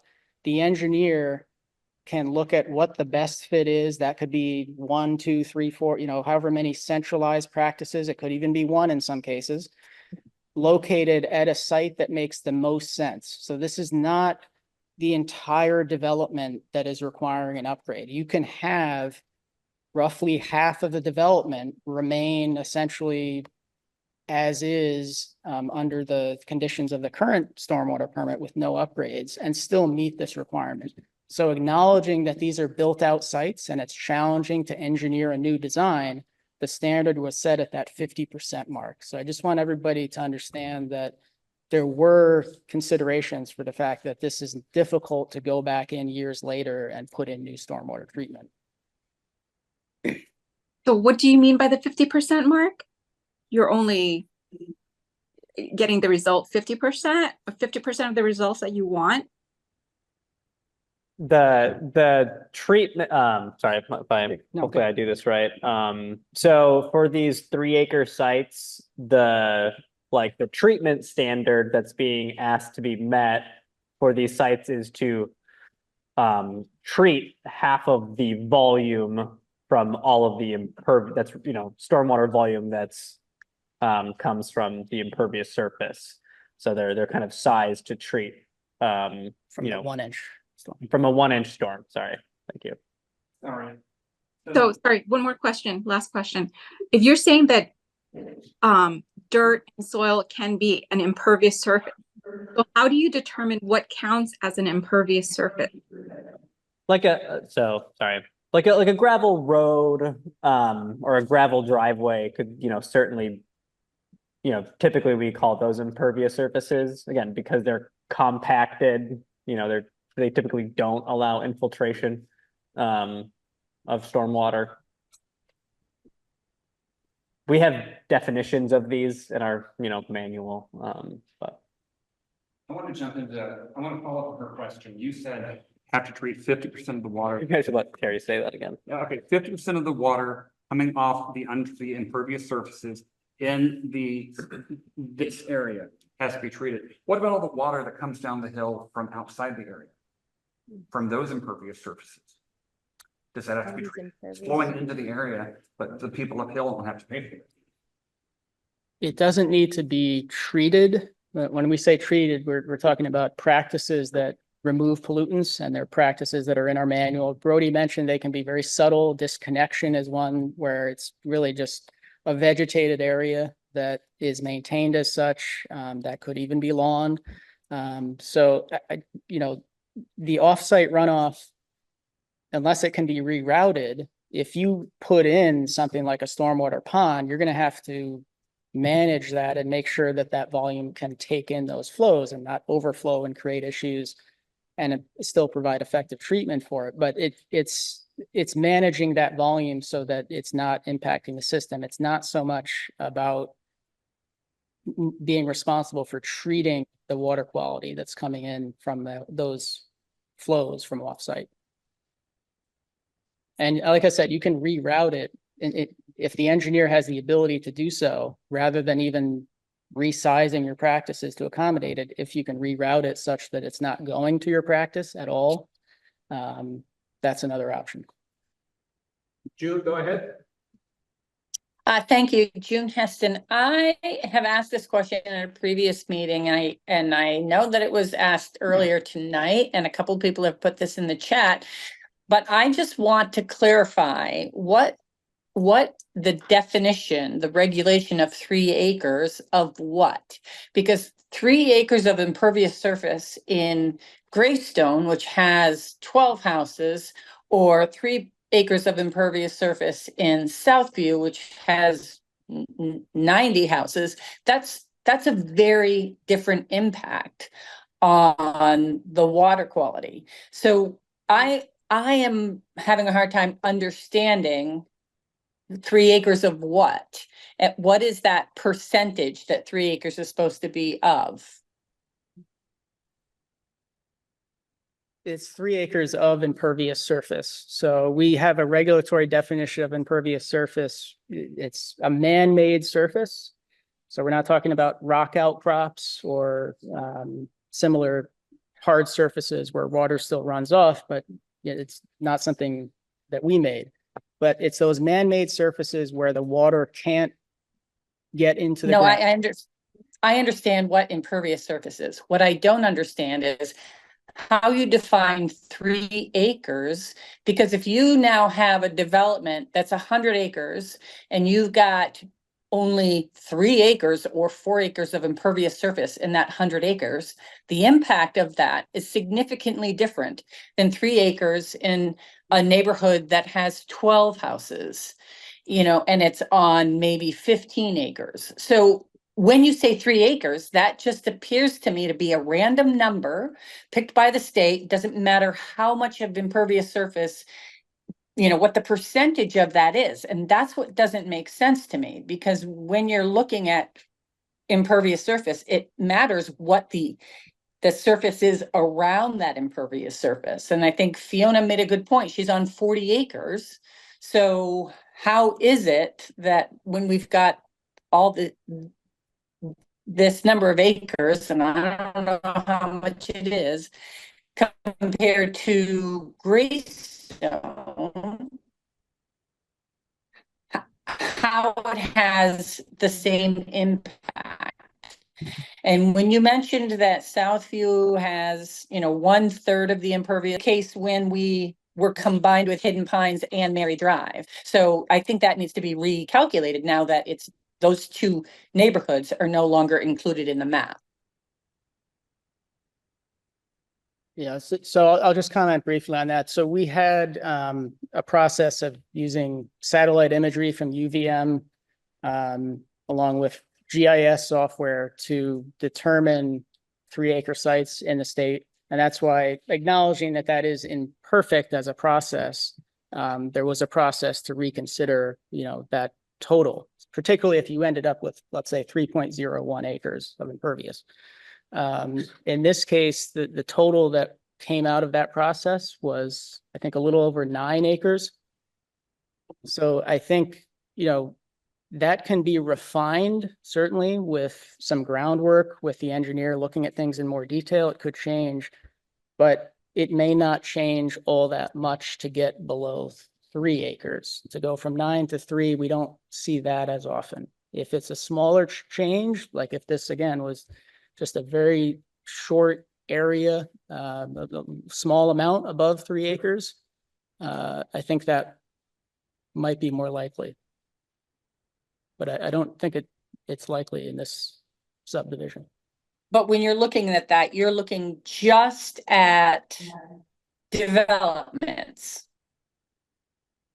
Yeah, right. We were not looking at a ratio of watershed area or landscape characteristics. It is really based on the area of impervious surface. And does that make scientific sense? We believe it does, because as I said earlier, there's a strong relationship between the area of impervious surface. We understand, though, that not all of these sites are equal in what their discharges of pollutants are. Some of them have a lot of green space, as we know in these residential projects, of course, and that is often beneficial in terms of the ability to comply, and in many cases, cost-wise. If you have the space, in many cases, you can often even use what we call disconnection. There can be green space that can be used as is for treatment credit with no need to do anything other than maintain it as that green space because it's doing what it's doing.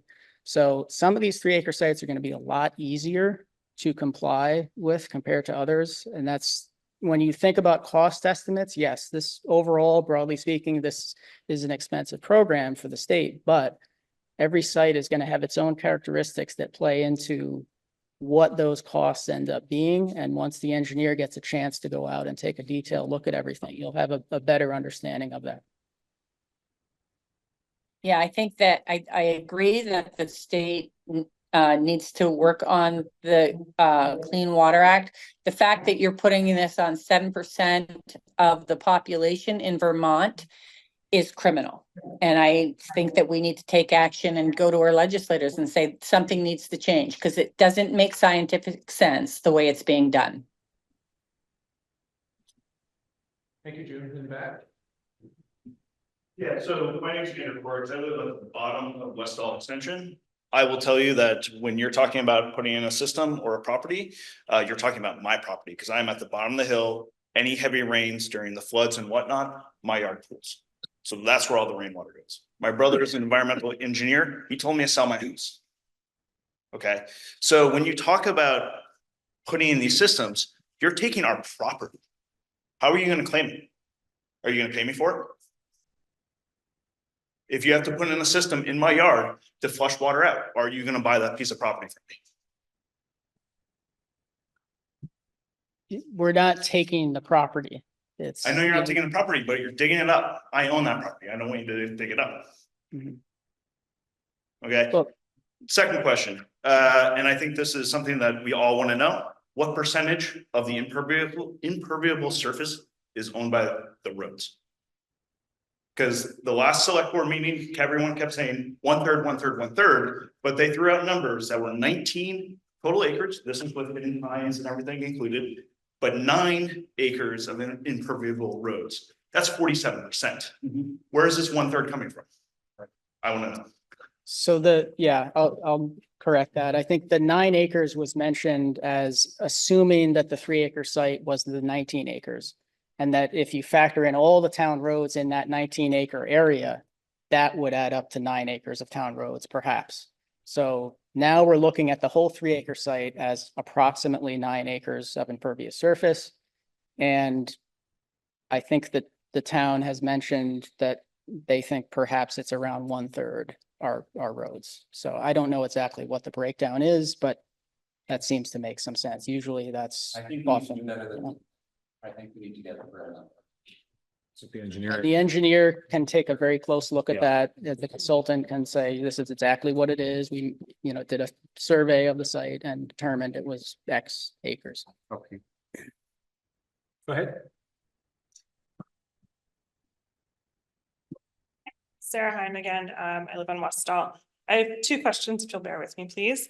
The first hopefully is pretty quick to answer. So my understanding is that if the town and landowners in Southview were to be co-permittees for this, that the people in Southview would need to form some type of a legal entity that could represent them, that the state would not accept applications if we're listed on it as individual landowners. Is that correct? Yeah, I don't think we could accept, 40. Okay, so we're required to form some type of legal entity to comply with there needs to be this. some type of organization that's a legal entity, even if it's not called an association. Okay, and then, sorry, in the same vein, sort of part 2 of the same question is, if we hypothetically, if some members or some landowners in our neighborhood were to agree to form that type of legal entity, but some people would choose not to join it, would the people in the legal entity be responsible for all of the impervious surface runoff in the permit area, or just for the runoff from their impervious surfaces that they own? All of the landowners in the development are subject to the permit. So if some opt out, they're not in compliance with the permit. But with the people who are theoretically in compliance and part of that common interest entity, would they have to take responsibility for all of that stormwater that's in the permit area that's running from the impervious surfaces on the non-members' properties as well as on their own properties, is what I'm asking? It's a collective responsibility when the HOA applies. But the HOA, or call it what you will, is one of the 2 options that we've discussed. The other option is, and if there is not unanimity about forming an association, the other option is the special assessment district, if we're going to go that route. And then the town becomes essentially the manager, and we bill the property owners in whatever area makes up the district. But that's how you get around the unanimity, is by having that district. Right, I understand that, but then I think there's also sort of this other perspective, which is that if the town takes over the permit, I'm not saying either way if I think it's a good idea or not, but if the town takes over the permit, then we as landowners probably would lose some say in what type of remediation measures were taken. Say the civil engineers say there's option A and option B that you could do, the town would take full legal responsibility and have a lot more say in that, I would imagine. I And if think we would were listen very carefully to the landowners. Okay, I I mean, appreciate that. this Yeah. select board member wouldn't be inclined to. Okay, I do appreciate that. And I know that we have costs on the agenda, but we've kind of jumped around a lot. So my second question is, I know a few years ago, there was this notice and comment period and DEC was responding to those, and there were questions about what the estimated costs of compliance were. And I believe at the time, the estimated cost of compliance was approximately $30,000 per impervious acre in the permit area. Since then, obviously, like costs of construction have gone up in contractors and inflation. And so do you have updated estimated cost of compliance, or even data from other neighborhoods perhaps that have complied with this, that have given you feedback of what the cost of compliance was for them per impervious acre? So, Josh, is Andres Terizo, Yeah, he's here. okay, is might he be expected to be working on this perhaps? He started some work on this about a year ago, but he might be able to answer that question. I brought him in Okay. tonight to kind of answer some of the sort of what the engineering would look like Yeah. for certain areas. I just wanted to mention him because, you know, whether it's him or someone else, he's very experienced with this, but they would be able to speak to that. I mean, if Andres wants to chime in about costs, he's dealt with situations just like this, other orphan sites. And what that has perhaps added up to, he may be able to have a much better answer than I would. So the state doesn't have any new estimates other than the 30K per acre? I would agree that it's now more than 30K. The 30K is dated. We agree with that. But what, you know, if it's 50K, those are sort of broader numbers. I think the better information would come from the actual engineers working on this now. That's why we don't like to throw out one number, as every site is different, but you know, the engineers would tend to have a better sense of that, how things are going there. Thank you. Go ahead. You want to ask Yeah, them? this is Andres. I just figured I'd chime in. I'm not, hopefully you guys can hear me, but I think I would just echo what Terry says. It is really, it's very site specific in my experience on these, because I've been dealing with a lot of these orphan permits. And, you know, some of the projects that you can come up with to comply with the rules can actually be quite simple and cost effective, and other ones can be more technical and expensive, and it all depends on the site conditions, mainly like the soil conditions on the project and how steep it is, and if there's bedrock and everything else. So unfortunately, it's kind of all over the board. And I think before you get, you know, to really understand the cost implications, you have to get to a step of at least having a conceptual plan in place, you know, not a full plan, but like a conceptual plan with everything sized, so you can really understand the full impact, you know, cost wise. Thank you. Bard, go ahead. So I wanted to follow up on two comments that have been made. One, to be clear, I think it's been clear at select board conversations to date that the town accepts and expects to pay for mitigation associated with town roads. And some conceptual observation is whatever the percentage is for the mitigation, that the town as a whole will cover that percent related to the town's impervious surface percentage, to be determined. But I think some of the comments here illustrate the challenge of the town taking it over without a homeowners association or something else. So picture this: there's 44 properties. For hypothetical, 20 properties are unaffected. Nothing, no infrastructure changes to those properties. 5 or 10 have modest changes, and 5 or 10 have serious changes. There can be catch basins, culverts, stuff like that. And a comment that if that seems like a taking of property, the complexity of the town doing that and easements that are required to do things outside the right of way when the town or an external party steps in. That is one of the complexities of this absent homeowners association. There's no there to negotiate, and then you arguably are negotiating with properties individually, including easements that allow for the construction of stormwater infrastructure where it's needed. And to the choice, picture if the homeowners have a choice, you can either do it on my property or my neighbor's property. How about my neighbor's property? Those are the things that could come up as we continue down this path. I just want to observe that. I don't have great solutions to those, but looking into the future, see that there are things that we're going to bump into. Thanks, Bart. Kara, then Fiona. Jay, I want to go back to you and make sure I'm understanding this based on what Brad Wortham had said. Bradford Terrace is uphill on the northern side of Southview, and they have a stormwater permit, and they've had to spend hundreds of thousands of dollars to put in systems. So it's not just people uphill flowing down. When Brad said that, he was talking about Bradford Terrace, that they have a stormwater permit. So there are stormwater permits throughout Richmond. So this isn't just about the orphan programs, Bard. When you were talking orphan programs, stormwater permits are what are helping pay for keeping Lake Champlain clean. It's not just on these 44 property owners in Southview. That's what Southview's responsibility is, for having those 44 homes. But throughout Richmond, others are paying their own permits, just like Greystone is paying their own permit, just like Bradford Terrace paid its own stormwater permit.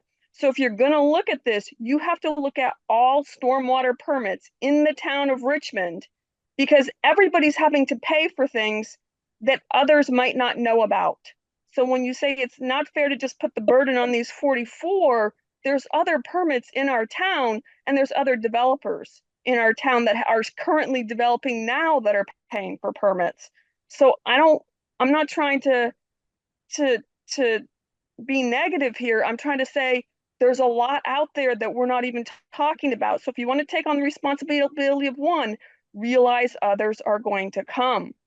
And so Bard, when you say worried about the town's responsibility outside the right of way, etc., I think that's very scary too. And you've got to watch what you're saying with that, because when you get pushed to shove and you've got neighbors disagreeing, we can't always solve the problem as a town if they can't agree, because we'll be in that battle forever. So that's why the state has said it's the homeowners also have that responsibility to make this right, to make them want to make it right. So I know and if Southview doesn't think this is right, then go to the legislation. These state staffers are strictly here enforcing what the legislation has passed. They're not able to make exceptions and change things just because we ask them to. And it's not just about the orphan programs. They're trying to encourage or force, I'm going to say force, the orphan permit process to be forced into permanent permitting. But it's very important to realize it's not just the 44 in Southview that have to pay for this. It's not just the 44 in Southview that are having to help clean Lake Champlain.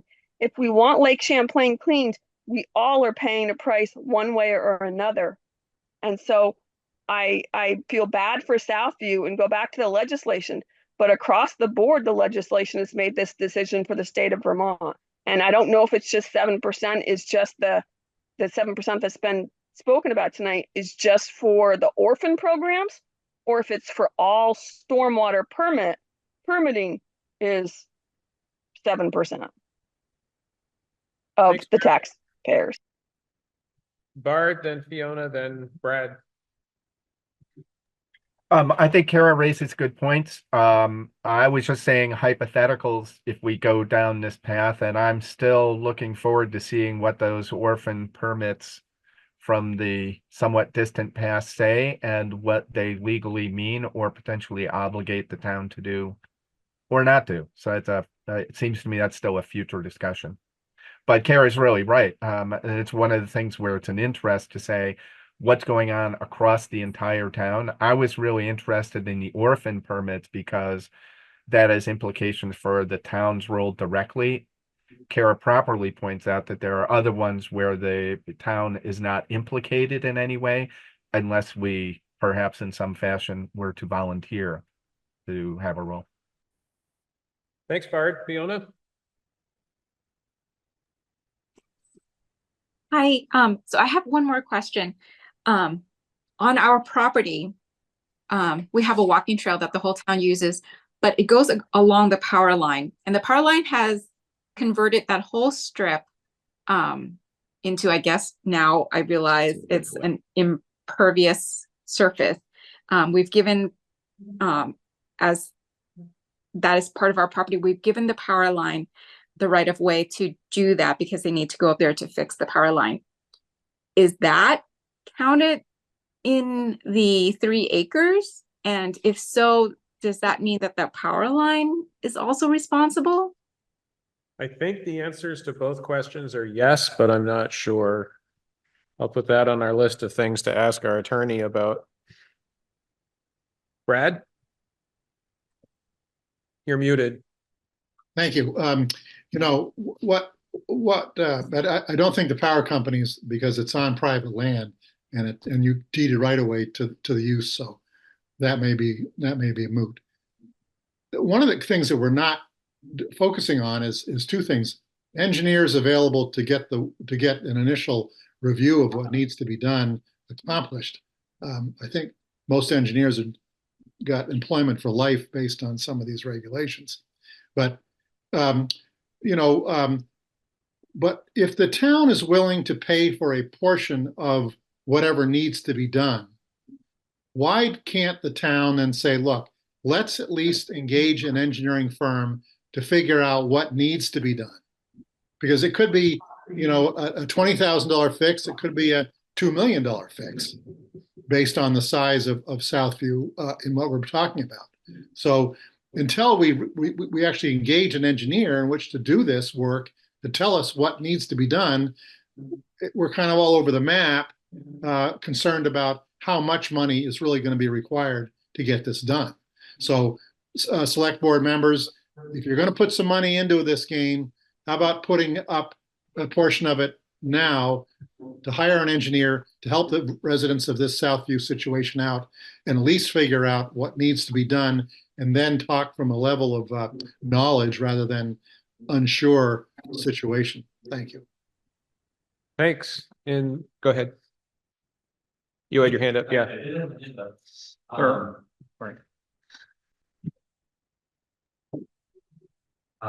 Sorry, comments again.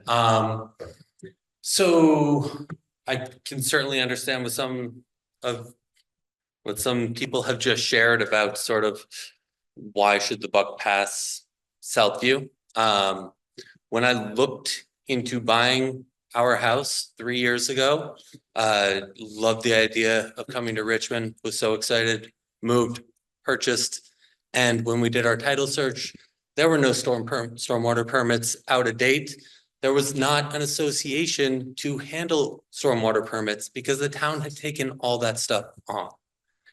And now, with a tax bill that's 20% higher, I'm standing here just figuring out how my family is going to pay for these astronomical costs that could be looming overhead when we, as individual homeowners, I have 1.14 acres and I know my lot, and how we could be hit with this just out of I understand what was just said, but we are so in the dark. We didn't do anything. The laws changed. The laws changed after we had already purchased the property. And whether or not we should have been made aware when the town was made aware or when the state knew that Southview was going to be a 3-acre site, I think is a different discussion that may eventually need to happen. It is, I don't know. I take a little bit of some of the comments that were just made about Southview sucking it up, just kind of cut a little deep.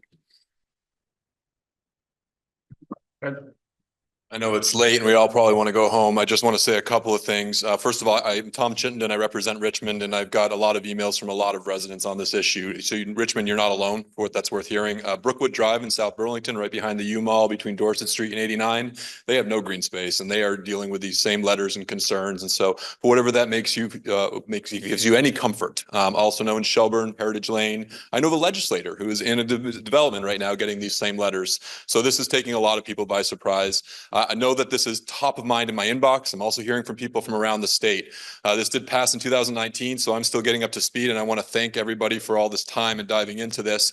I just wanted to highlight that in South Burlington, they're getting similar advice. So they're talking about a possible special assessment if they can't get everybody to want to form an association of some sort.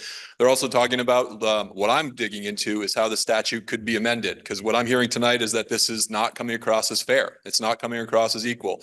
Stormwater's always been an all-in, everybody pays. And so I think a lot of people are paying. We just want to make sure. I have a single home on Dorset Street. I'm not part of an association. I want to pay my fair share. And so just because I'm not part of an Act 250 development, I should contribute something. And I think that's what we're trying to work through.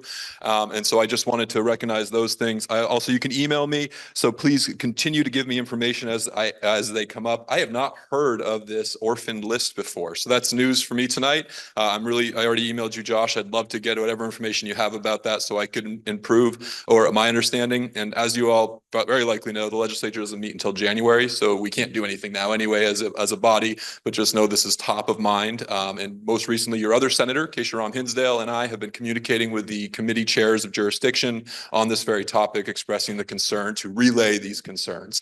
The last thing I'll say, and I've already talked too long, is I served on the city council for 8 years. I remember not receiving enough thank yous for serving in these roles. So I hope you all feel very appreciated for spending your Monday night in this role. Thank you for all you do. Thank you. I'm going to add just one quick thing. Going back to what our friend from the state said, as far as our penalties, our fines, our liens looming over us. If we're making progress, right now, that's the main thing. I'm not the state. I can't swear that they will do this, that, or the other. But so long as we are moving forward and we're working on a solution, I think that we collectively and you individually, hopefully are safe. Although I do sympathize with the gentleman who said, I live at the bottom of all this. What are you going to do? I wish I had an answer. I wish I had a lot of answers right now. But so long as we're moving forward, that's the main thing, right? Yeah, I just want to note one really important thing with regard to that too, is that for Southview, a permit application under the general permit 39050 can be submitted as soon as possible as an incomplete application. I think that would go a long way towards telling us, confirming that, we are moving forward. And again, that can be incomplete, and we understand that we wouldn't issue the permit. But there's something called Title III in Vermont, Title III permit coverage, which sort of administratively continues the permit coverage for the town. And, the town could just do that. We would not, we're not going to issue the permit anyway. So there wouldn't need to be an association. So that's also a step I would recommend. I know Andres, if you're using him, he's done that in the past. And basically that is something that we could point to if there are homes under transaction, potentially buyers looking into things, title attorneys. That would be an important step to take that we could point to as those issues arise.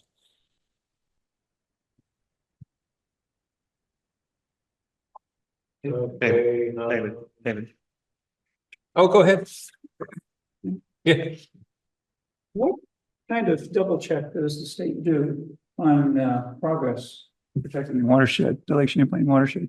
Is there any analytical information that's taken periodically to see if we're making progress or going backwards? Or Yeah, the state makes a clean water annual report every year. Comes out around like the late winter. So you can go on the DEC's website or the ANR's website, the clean water report, annual clean water report.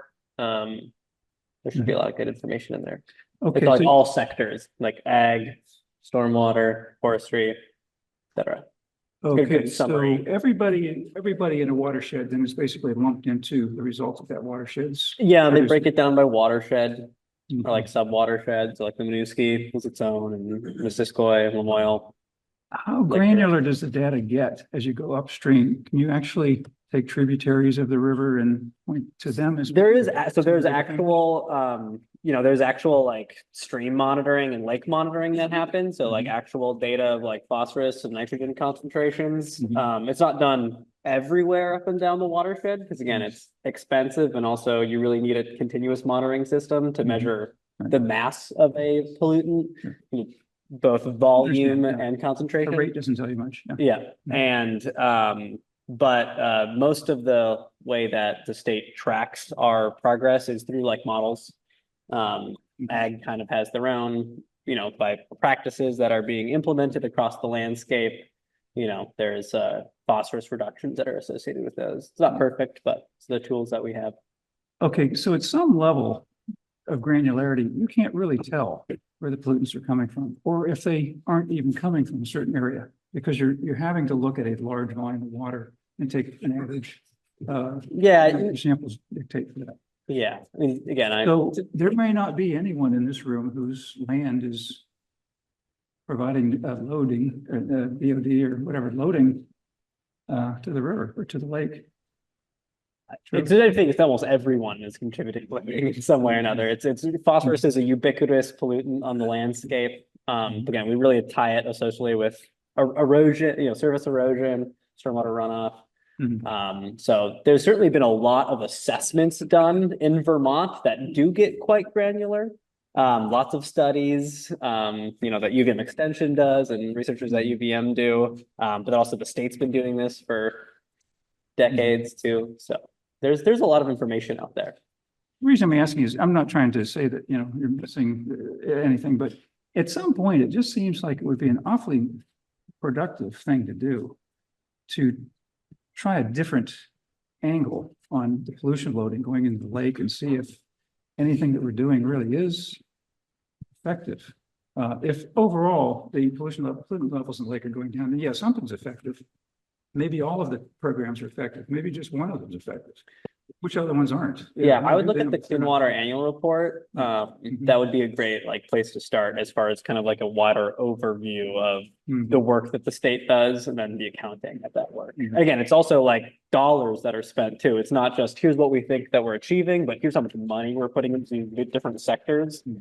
So like ag, ag is an issue, but like they also get the lion's share of funding. Okay, I'm going to read these reports because I think I have a lot more questions, but I don't want to take time up just thinking out loud. Yeah, I could probably send you a link after this meeting. Thank you. Yeah. Mark, go ahead. So I'll just point out there are some things that we do know, including the number of wastewater treatment plants that are routinely overrun because they have stormwater and wastewater into the same plant. Last I knew, there's something like 5 plants that routinely discharge untreated sewage into the rivers or the lake itself. So we actually know that. And those remain uncorrected at this point. We also know that there are some isolated farms that are close to the lake where there are plumes that you can see them from a drone when there are either discharge from tiles or spreading at the wrong time versus injecting. So there are some points that are pretty significant, at least intermittently. But my real point here was to ask the state folks about the permit. So, you're encouraging the town again to submit a permit on behalf of Southview. We've also had advice that said don't submit a permit on behalf of Southview because once you do it, you will own it. And you don't have a special tax district. You don't have a homeowners association. So let me just pose that question. If the town submits a permit without any of those in place, does the state look at the town as like you sent the permit in, you bought it, you own it, it's your problem, we don't care about the details, how you pay for it is up to you, and then holds the town responsible regardless of authority, the easements, cost of easements, engineering and construction. So could you respond to that question, please?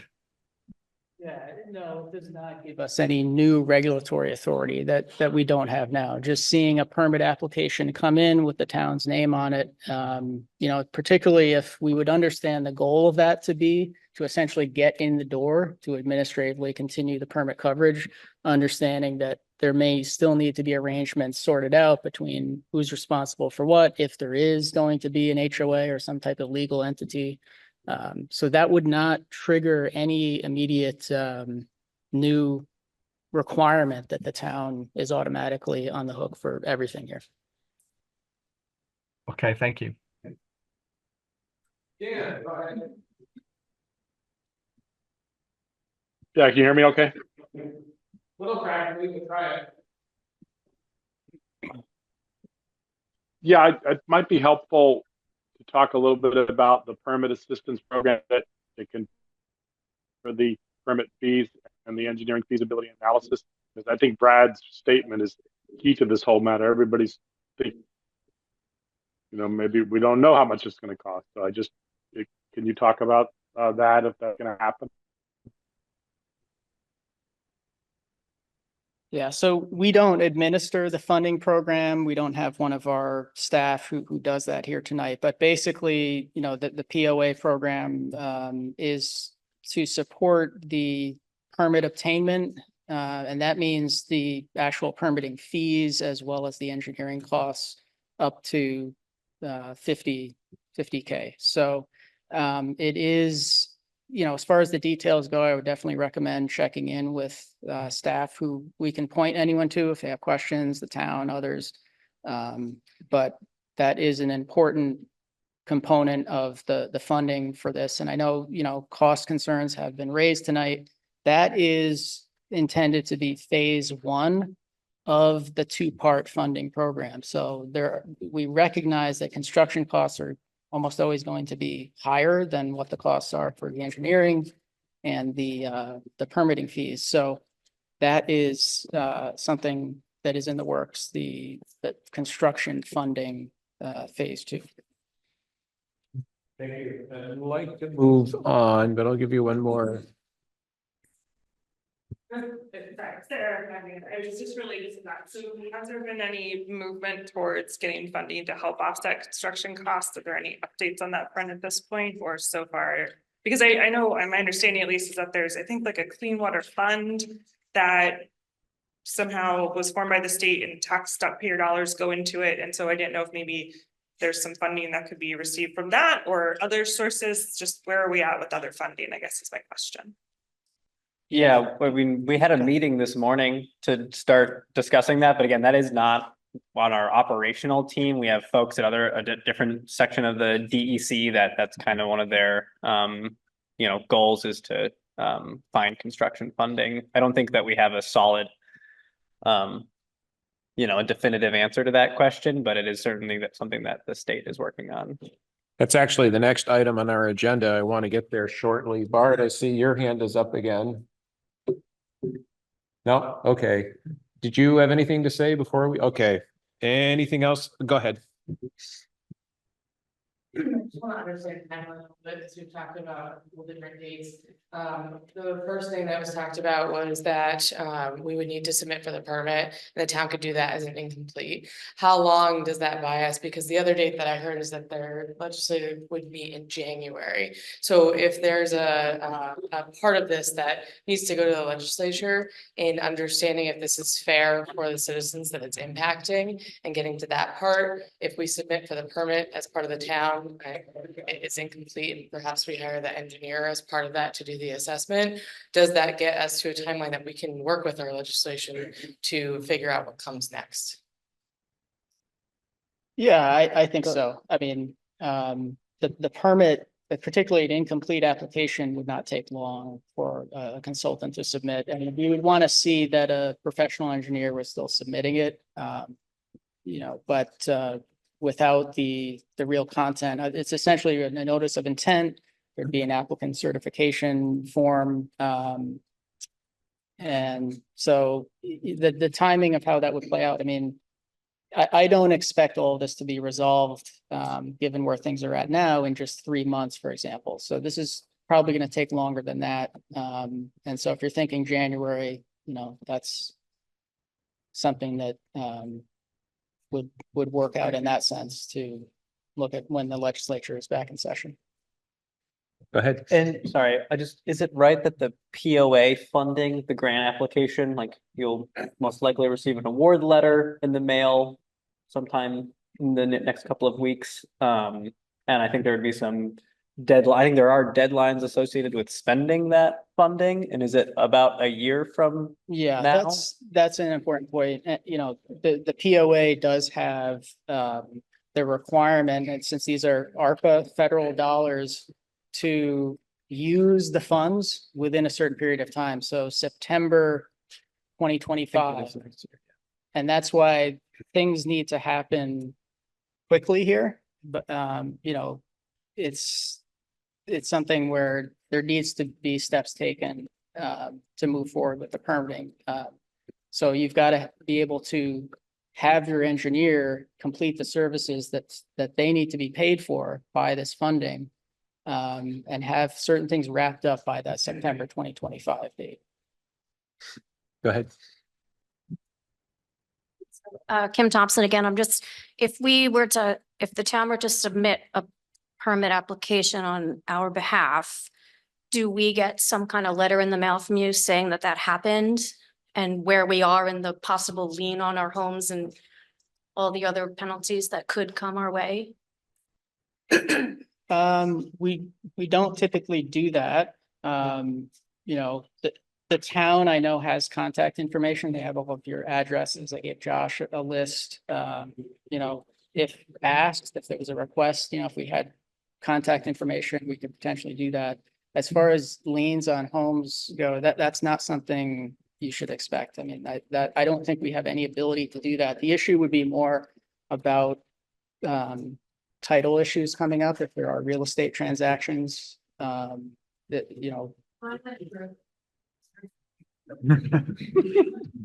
Okay, yeah, it's not something that would happen in every case, but it's sort of, I've heard from people where my 3 neighbors, had no problems and then I did. It is sort of random. So I understand that. And your question was just like, can you stay updated on how this is going along? I think certainly contacting either the stormwater program or the town manager here would probably be a good way to stay up to date. Well, yeah, I'm afraid of staying up to date. I guess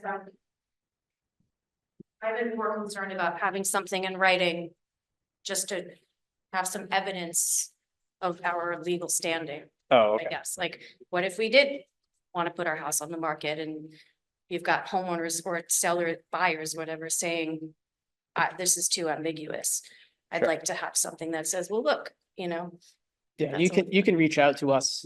Email is best, and then you have something in writing. We respond, and then you have that document that you might need. Whatever questions you have, we can respond. Okay.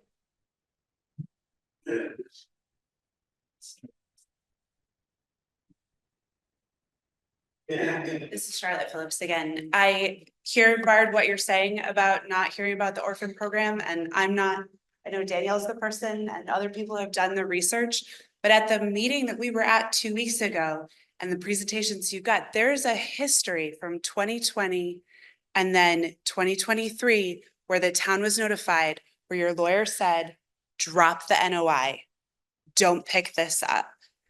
And none of the residents were notified at that time. So I think I just want that to still be part of this conversation, that it isn't just the state that's not telling residents what's going on, that we also need the town to be including us. And then with that, what I would like to request is that as Mary Drive gets pulled out and as Hidden Pines get pulled out, if homeowners could be notified of what permit number they fall under according to the town as it goes forward, so that we have that current record that belongs to each parcel in each property for all of this neighborhood. Thank you.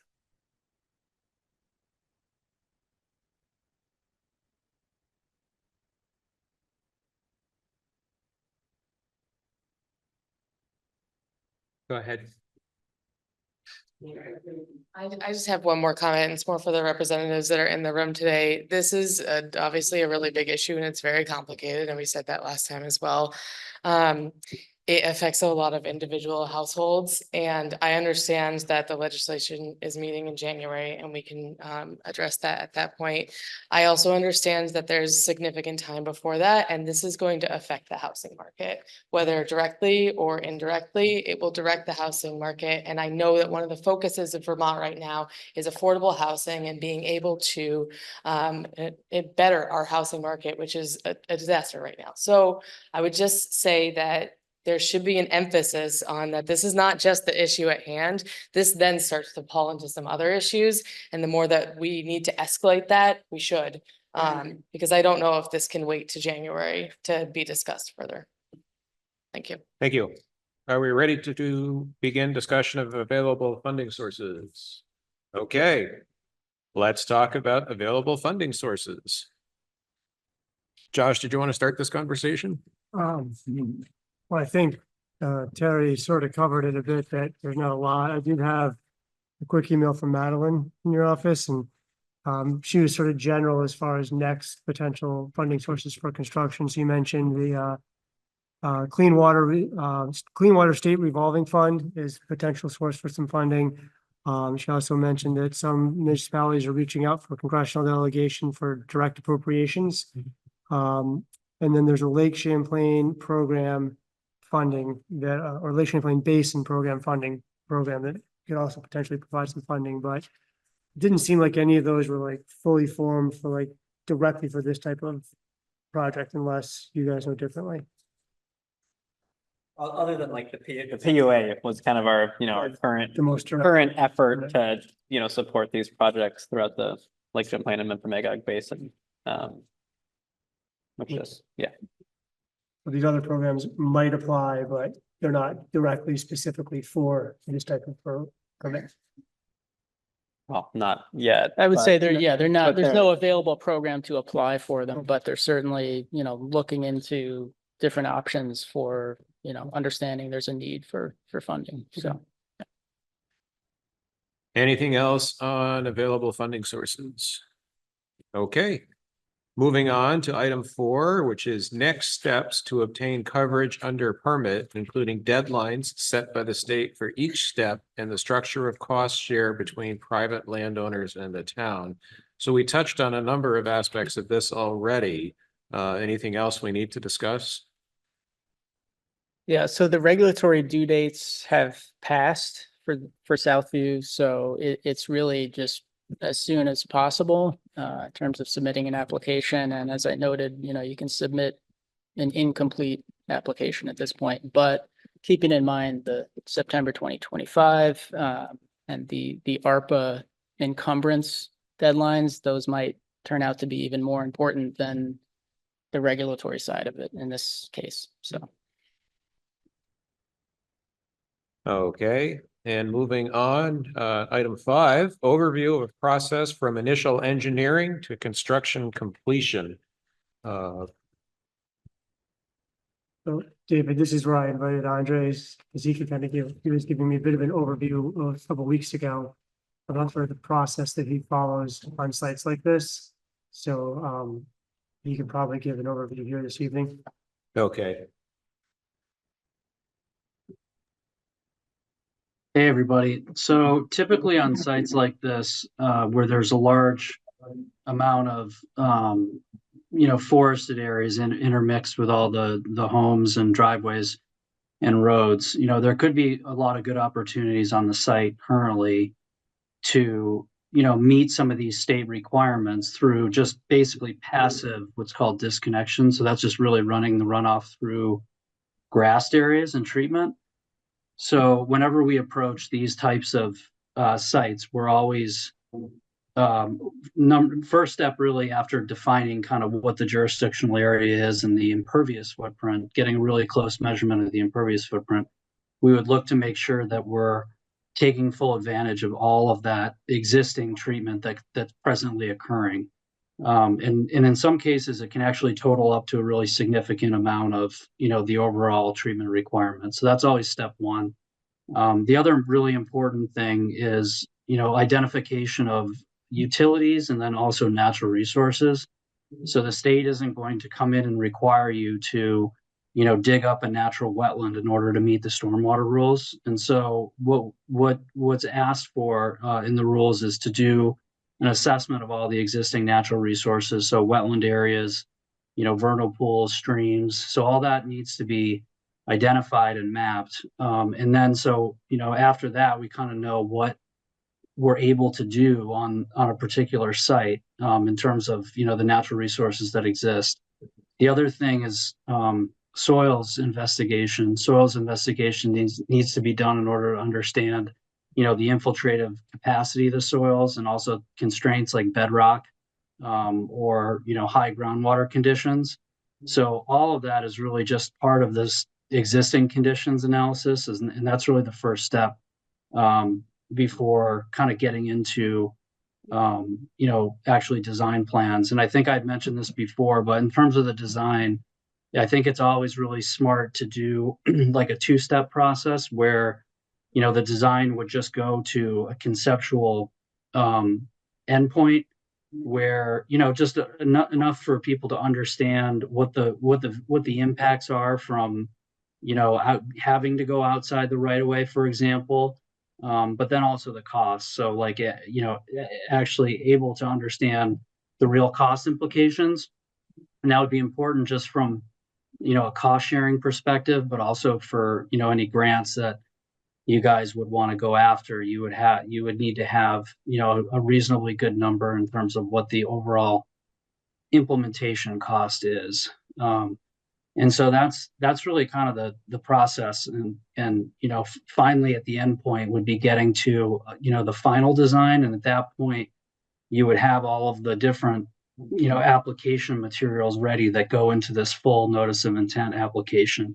And if you chose to, go ahead and submit the incomplete application, then what happens at the end is you would just supplement that submittal with, all of the worksheets and forms and modeling and maps, that constitutes kind of the full notice of intent application. And once that's all in, it goes into the review by the state, and ultimately, after a round of administrative and technical review, then the permit gets issued, and the permit gets issued for, I believe, 5 years. And then, at the end point of that is when you would actually expect to have implementation occurring of whatever you're proposing within the application. Questions? Go ahead.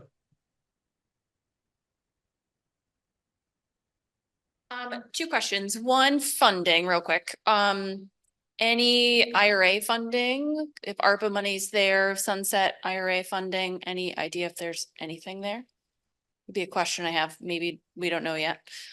Second, Andre, there's certainly a time span when assessing the ecological impacts in wetlands, and Vermont season is ending. I'm curious if you could talk about the timelines that a project with winter and needing to spend these funds and get a project potentially in place in the next 12 months, how that meets the natural challenges that might come up. Right. I can't really speak to your first question, but in terms of the second question, you're absolutely right. Basically the window is closing right now for the natural resource assessments that would have to occur. So typically those, need to occur by, mid-October at the latest. So whether or not that can happen this year, I'm not really sure. I mean, if you moved really quickly, you probably could do it. If you couldn't, then that would be something that would have to be done in the spring. I do want to clarify one thing. My understanding is that I think the full notice of intent needs to be in by September 2025, but then I think that the money ultimately has to be spent by 2026 in August. And that's just reading one of these grant agreements that I got. The end date of that agreement is actually August 2026. So that's my understanding anyway. But I do know that September 25 is also in there as the deadline for actually submitting the notice of intent to the state. Go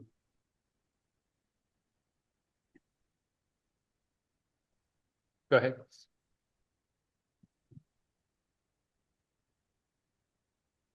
Paul Garrett, 63 South of Joan Avenue. Since there are obviously time deadlines in the future that we're facing, how available are the engineers that are going to be coming in and doing this for us? Is there going to be a backlog of people asking for help like this?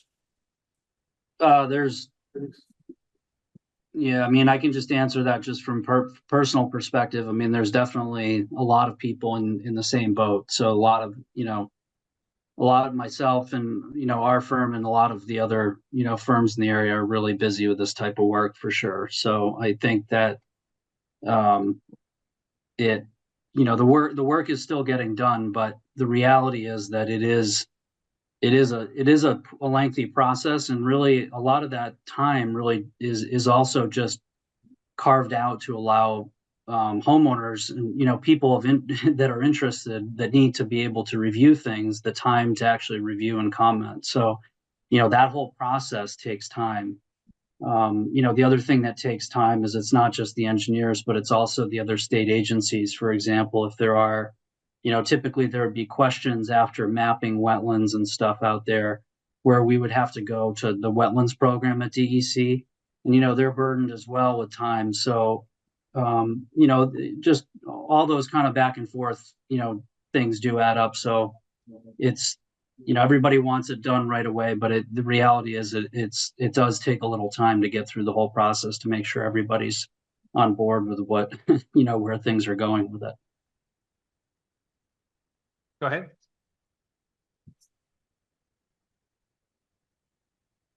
Good evening, Shannon Walters. I'm at 53 Westall, particularly with our representatives online and in the room. I'd like to raise the point again that this is not a new issue, and the lack of transparency from both the state and from our select board has been really flabbergasting to me. I've been incredibly proud to be a resident of Richmond, Vermont for 20 years. And the fact that this board has known about this for 4 years, the fact that we're getting very vague information about what the costs might be from our state employees it really just boggles the mind. So when we're talking about deadlines and that we're being held accountable to those deadlines, when this has been a known issue, just really is very outrageous. I have some questions. One, do we know what the impact of this legislation in Vermont is? It sounds like we don't have good costs, and I've seen some comment in this chat about the 7% being accurate or not, but it feels like all we've gotten this evening is more we don't know. And I expect better of the people who are here working for our town, working for our state, to give us information. Because right now I'm feeling like garbage in, garbage out. I can't make an informed choice about what's happening. And I'd really like to hear a commitment from both groups about transparency, not you can write to us and we will give you information for your parcel. This is something that affects our community, our neighborhood, yes, but also all of Richmond, and it sounds like all of Vermont. So it feels like we need a commitment that there is transparency and good information, and that it shouldn't be on the back of neighbors who are doing this after their daytime jobs, after they put their kids to bed. Please help us. This really is appalling, and we need you to do better. We want to do our part, but we need good information in a timely manner. Thank you.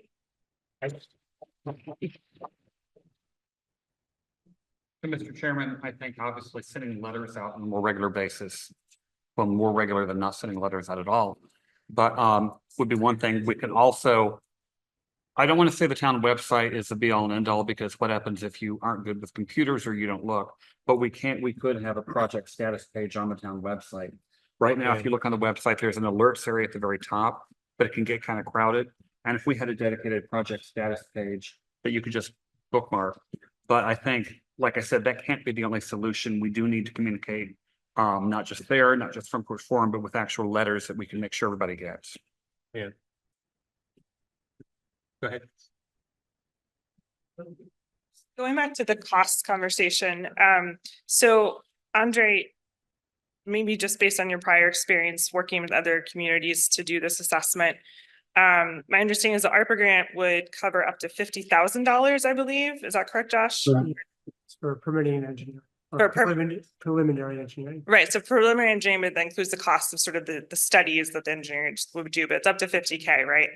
We're looking at an area of, I think, over 50 acres probably, though, that they're going to be assessing. And so my question for Andre is, in your experience, what is typically the cost of doing that sort of assessment phase for that large of a geographical area? Well, one thing, just to be clear, I think on the grant application, so it's 50,000, but only 30,000 of that can go to the engineering. So there's the $19,999 goes to actually paying the permitting fees associated with this. So that your grant is actually, if you get the full amount, it's $49,999. So you get 30,000 that can be dedicated to the engineering. So it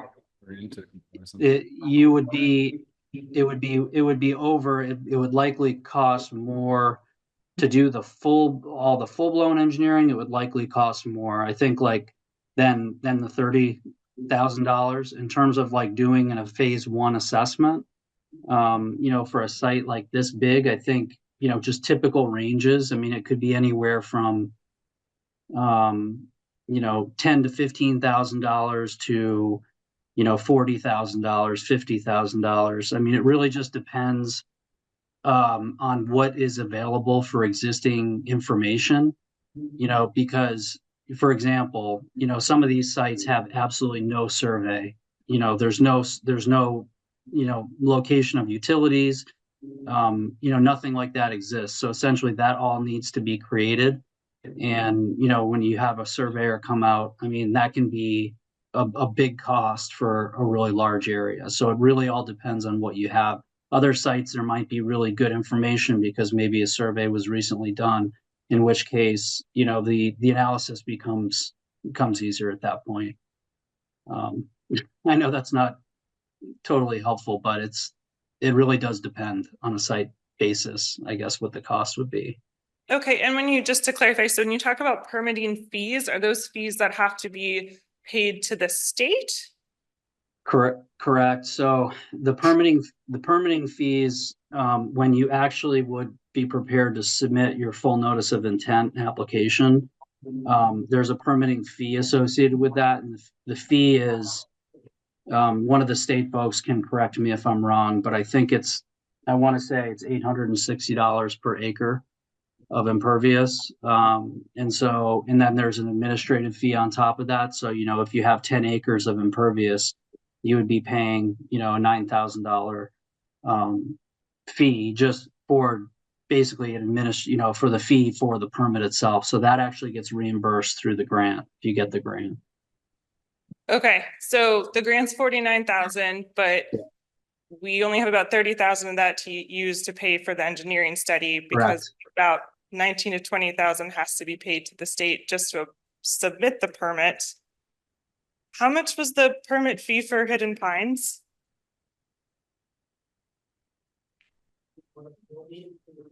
Yeah, so when Hidden Pines has to submit their permit to renew, what's their fee? $240, but the difference is there's a technical review process. The permit applications don't just always come in as that's it. It's the engineer, we go with that. There's often, there are changes that need to be made. Sometimes there are revisions to the application material, sometimes revisions to the actual the state design. to review our permit though, basically is what we're doing. Well, they're paying us to pay them back. Right, that's what I'm trying to get at. Okay, cool, thank you.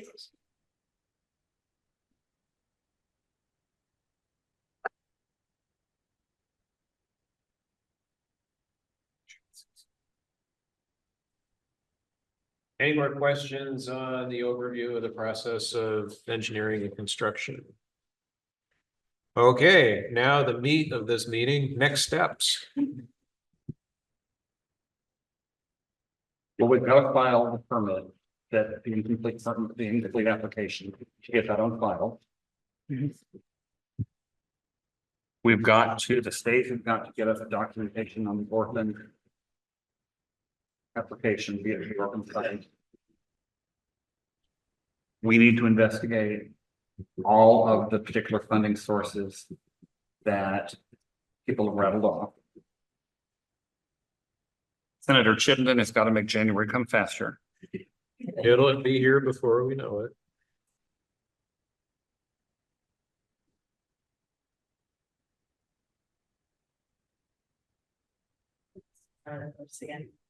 This may be slightly repetitive, but you're saying that it's important to submit the permit. It's important to submit the NOI. You chose not to submit the NOI last year. What is preventing you from going into executive session now and choosing not to submit the NOI? It wasn't warned, so we can't. Okay, so what is preventing your lawyer from coming to you and saying, don't do this? Because it feels from the outside like exactly the same process. When I looked at the verbatim of the select board meeting last year, the discussion was absolutely, we're going to submit this permit. Executive session, not doing it, no notification. So absolutely, it makes sense that the next step is to submit the permit. How do we know that that is the next step you are going to take? Bart, go ahead.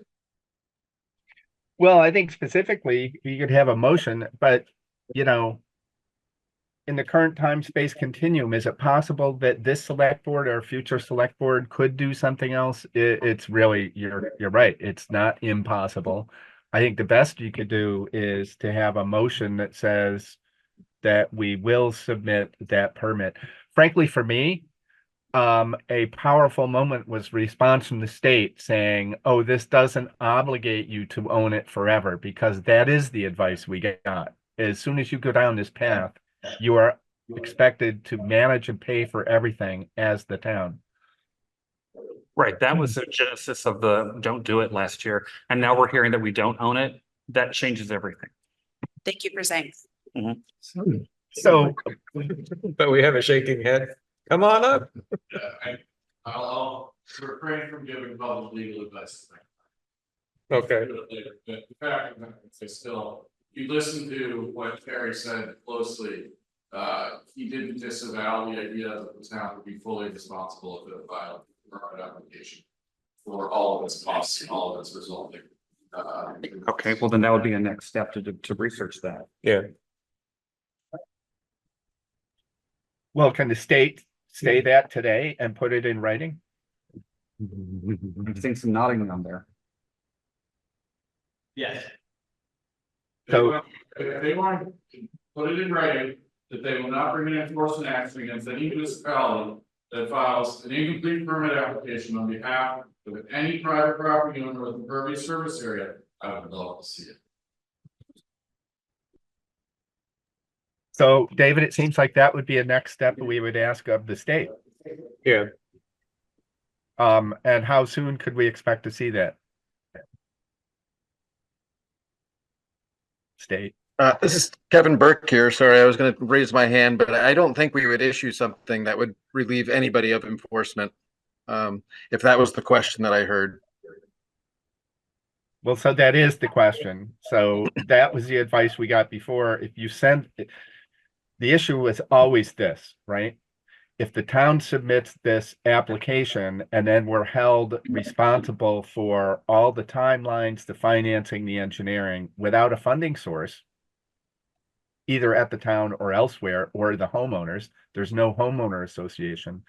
My understanding is many towns with these orphan developments who are not MP3 towns are going down the same path. If you touch it, you broke it, you own it. Is that what we're being told here? No, I don't think so. I think the one thing that I think was just missed in some sense is, you know, somebody I think said the town doesn't own it. The town does own portions of this, so it's shared. But just by the town submitting the application doesn't make them the singular party that the state would enforce upon or hold solely responsible for the permit obligations. Does that make sense?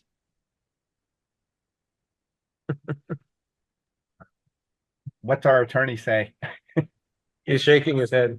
For the state to, or rather for the town's attorney to reach out to DC or ANR's legal counsel to ask for some type of no action letter or other clarification on what the legal status would be if the town were to submit an initial application that's incomplete. I mean, I work for state agency. People submit no action letters to us all the time. I run it up the chain to legal counsel. So I imagine that there might be a possibility there that could be considered. I'm not hearing it. If my client wants to direct me to do certain work, I will consult my client and we'll make a decision. Well, so it strikes me, this is sort of what people have raised this concern.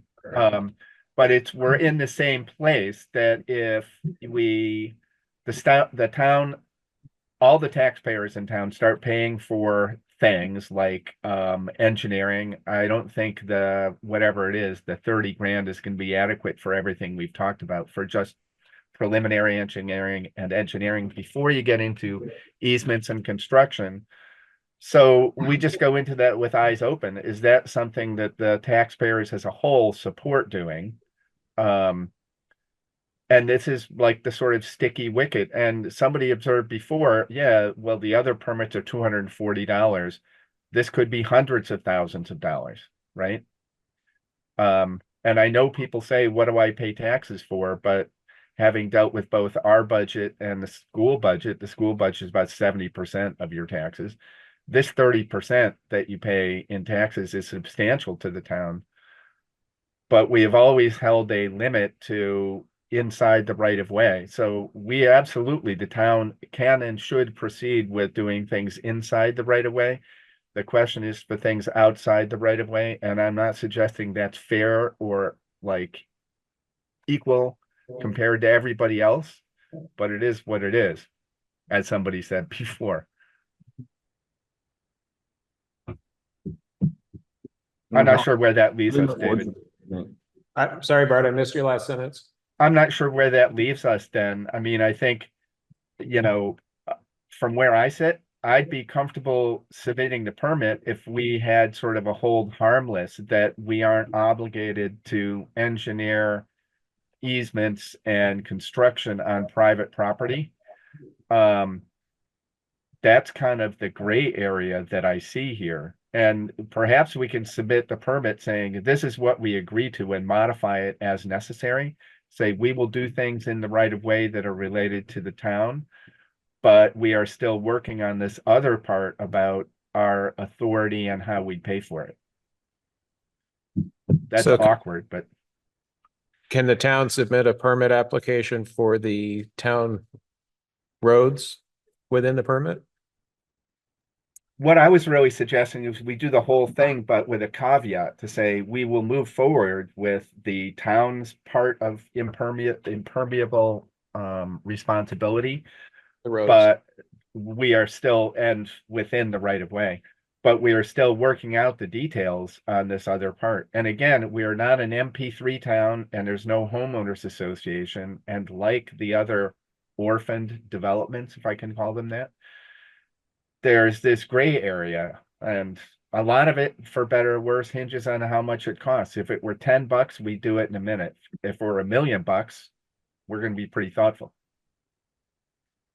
Avery, just to let you know, I mean, the town's discharge from its roads are already permitted under the MRGP. That's sort of part of the point here, is the town is being double permitted per the legislature.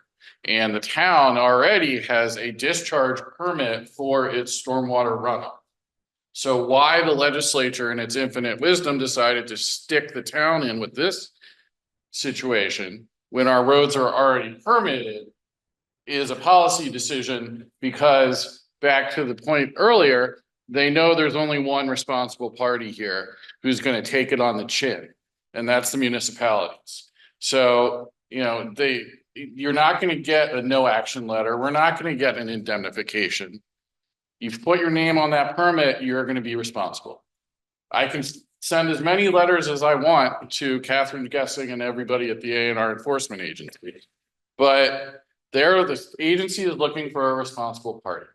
And the moment the town puts its name on it, for better or worse, it may own only 1/3 or 50% of the impervious surface, but then it becomes the responsible party and has to take on the whole thing. And frankly, you know, it's a shared responsibility. It is not just a town responsibility. Sorry, but I've done a lot of work on this, you guys, and so this is partly why I'm talking so much. I just want to clarify, I've been in touch with Birdie, I've been in touch with Terry, I've been in touch with Josh, like I've basically lived this outside of my working hours for the past few weeks, just so you're aware. But I'm in no way a spokesperson for my neighbors. I mean, we did though, I feel like this is a little bit of a circular conversation, but we did talk about though how if the town were to at some point either take full legal responsibility for the permit or the state were to determine that the town has de facto taken full legal responsibility for the permit through its actions, there is a possibility of still sharing the costs through that special tax assessment, right? And so I guess there's a couple of things I'm finding frustrating. One is that there's the municipality, but there's also the part that like we're part of the municipality, right? Like we're all taxpayers. We're all active members of this community. And so it feels a little bit in this conversation that there's a little bit of like an us versus them dynamic that happens at times. And I just want you to understand that I find that very frustrating. I do understand where you guys are coming from, but it's also, it's not pleasant to hear. And so, you know, and just again, going to, I think I asked the question earlier is if we were to create some type of a stormwater association or other legal entity, you know, and say hypothetically 50% of the landowners in Southview were going to join and the other 50% refused to join. I can't make my neighbor join an HOI. I can't make my neighbor, you know, submit to that. It's everybody's own responsibility and decision.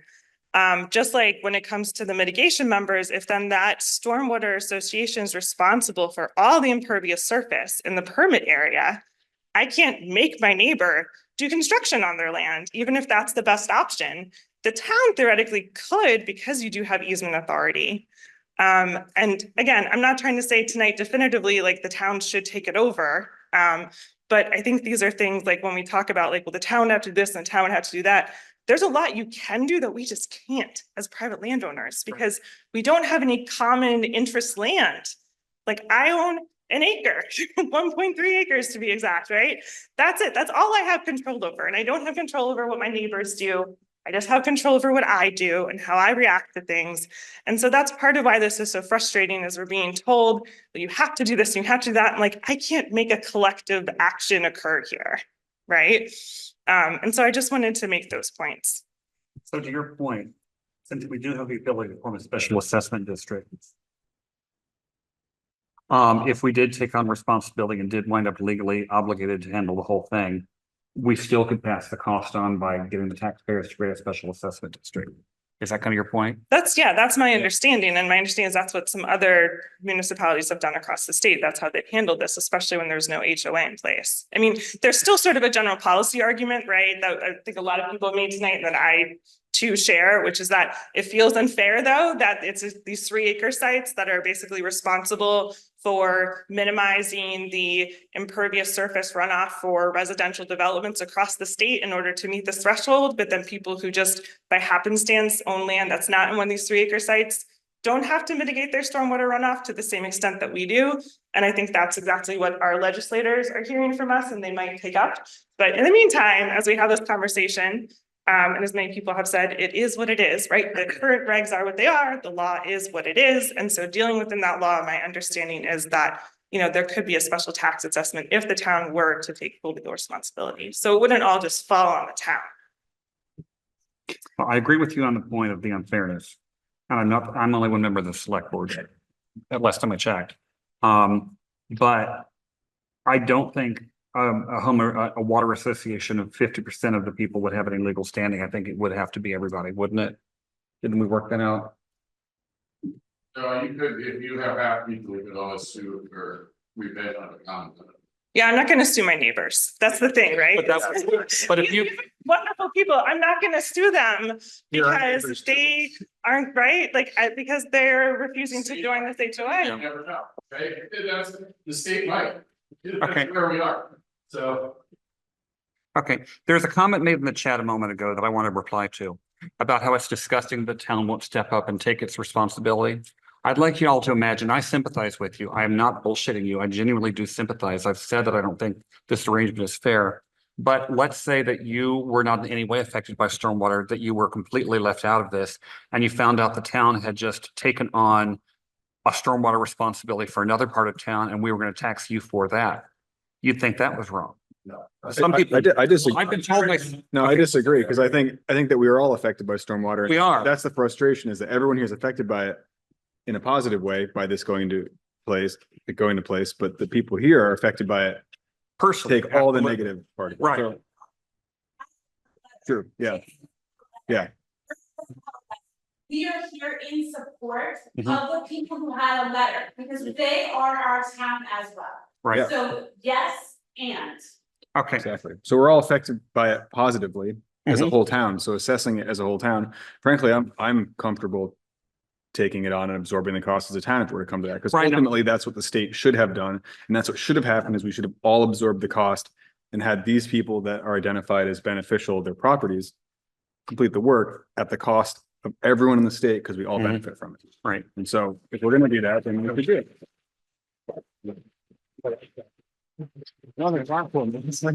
Okay. But I mean, I and think as a agree- state or the town level, we could do that and we can do it, and it's a risk. And people might disagree with it and people will bitch about their taxes, but it's the right thing to do. It is the right thing to do. Mhm. No, it absolutely is the right thing to do. Let's do it. We have anecdotal stories from other towns where people felt very differently from what the people in this room feel like. So we are just skittish about, on behalf of the whole town, taking an action that the whole town has not endorsed. I don't feel hesitant about it because I know that it's the right thing to do. And if It is. everyone wants to disagree with about it and vote me out, then Mhm. go for it. No, I think, Personally, but- given that a small number of landowners are being told, you're gonna pay for the state's clean water goal. And these Yeah. people up here don't have to. Yeah, it's frustrating. It's frustrating. It's Fully, yeah. ridiculous. It's what it Yeah, is. Yes. I think that would be a good place to discuss it. Yes. Special town meeting? You need to recognize that there are some neighborhoods that are gonna pay for this, Mhm. right? Because they are gonna need to. Yep. Right. And all of the pay taxes for people are not. It's true, yeah. and Mhm. that doesn't- Yeah. Yeah, I don't, yeah. I mean, not having it administered at a state level and spread out evenly on everyone takes away all our ability to make it Right. actually equitable, yeah. So. Got Or some hands even, up. I would say equitable. Okay. Bard, you go first. I just think eyes open. My guess is that similarly situated is Greystone and the mobile home park. I'm guessing the mobile home park might be more than 3 acres. And people are saying you can pay for one and not others. That is a problematic contention to say we arbitrarily say we'll pay for this one, but not those. So I think it's just eyes open, that it potentially opens us to requests and perhaps obligations for other areas subject to the 3-acre rule. Thanks, Bard. Carrie, you've had your hand up for a while, and then I'll go to Paige. I think you've got to, I think Chelsea in the chats just said exactly what Bard just said. If you pay for one, you got to pay for all. But my question is, David, for the attorney, if Greystone has a 3-acre permit because they have a homeowners association, the town roads are calculated into their permit. Is that correct? Yes. Okay, so if the town roads are calculated into their permit, then I'm trying to figure out if it's the egg or the chicken with regards to the special assessment area. Do you have to create the special assessment area prior to completing the permit? Or can the special assessment area be done after you've filled out the permit? I'm deferring to our town attorney. If he's worried about the permit not being completed now, can the assessment area be determined? Will that make him will that make him happier? I think it is a chicken and egg problem. Because in order to have a special assessment district, you need to have a specific improvement that you are going to fund. Without knowing exactly what that improvement is and how much it costs, you don't know how to allocate the cost among everybody within the district. What I would think is that you would do a special assessment district based on the 3-acre permit boundary established by the state, because those are all the people that the state identified as a co-permittee with the town. Whether it's an HOA or 30 people or 20 people or 5 people. In those neighborhoods or 3-acre situations where there is an HOA, the whole thing about having an HOA is it's not about what color your fence is or what it's made of. It's about having a method to assess costs for permit compliance and how to get paid back for those costs. And an HOA or an association is an agreement whereby everybody says, we agree to pay for this common benefit by this pro rata share, just like a special assessment district would be. And if we don't pay, you can put a lien on our house. And it's the same way a special assessment district works, because it's just the town managing it instead of an association. And the town would be the one billing each homeowner. And if you don't pay, then the town would be the one putting a lien on your house. And that adds additional administrative complexity from the town perspective. So, you know, there's no good answer there, Kara, I think, because you need to know what you're going to pay for before you set up the special assessment district. Well, I think it's totally, and to follow up on that, I think it's totally, at this point in time, having attended both public hearings, you're not going to get a homeowners association. So the town needs to make their next decision. And as somebody who might disagree with Adam, that I don't think the whole town should pay for just one subdivision's permit, or either one of those other two, that if you're going to start paying for permits, it's going to be for all subdivisions for stormwater in the whole town, then that levels the playing field. But you don't get to pick one and not pay for them all. But if that's the case, the town could vote for that, Adam. You smile and we might disagree, but if I don't majority, disagree. I think that the gold standard would be that we would pay for all of them at a state level, and that, you know, Well, I do no, we're agree that talking paying for town. one I would be can't do, tricky. I can't control the state. But on a town level, because that's what we're talking Pay for all about. of them at a town level. But if the select board goes into this saying they're going to do a special assessment for Southview, then there would be no reason not to complete the permit. I mean, if that is the intent of the select board, but they got to know their intent before they go into the permit, you got to know who you plan on having pay it. And if you plan on having the whole town pay it, the whole town needs to know that. And this meeting was warned for Southview, Mary Drive, and Hidden Pines. So you've only got those that are immediately impacted right there in that room. And I'm just saying, I'm talking about all of Richmond, and you've got some seniors and some housing, and you've got other folks that can't afford to pay other people's bills all the time. So I'm just saying, you got to know, I don't have a problem with you applying for the permit, as long as you have come out and said who's going to pay for the cost of it. Thank you, Kara. Paige? Thanks. At one of the prior meetings, you guys mentioned something about, you know, you've had to turn down homeowners coming, I believe, on private roads that had flooding issues and wanting the town to pay for it, and they couldn't pay for it. And I understand that, and I feel horrible for those people, and I've contributed to GoFundMe's to help them. You know, and this may be I have no knowledge of town government, but if there was a town-wide fee attached to our taxes that was in direct correlation to our own impervious surfaces, then that would start building up a fund that could perhaps help other homeowners when a road washes out or something like that. And to what Kara was just saying, I mean, there are certainly times when roads wash out that I never drive on, but my taxes are held paying for them. So, that's just my comment. I mean, I see us all as a community, and I don't think it's fair for me to, someone else to pay for my bills. No, but, I think that we all have to work together, and we all have responsibility for clean water and for flooding and roads that we can drive on. Thanks. Thanks, Paige. Go ahead. Oh, I'll go to you next. This is again a really big issue, right? And so when we're talking about who's going to pay for it and so forth, and Adam is saying the town should represent these citizens, I think that I have a full-time job. I have 2 young children. I'm not totally versed in government, and I wish that I was better versed in government. So excuse me if the statement isn't true, but if the town is backing the individual citizens of the households affected here, wouldn't that give us a bigger voice at the state level to have the right fight that needs to happen here? I can't do that as an individual household, but I know that if the town chose to represent us in the next step here of taking on the permit, that then we might have a better voice. And I know that the January date does not change based on issues.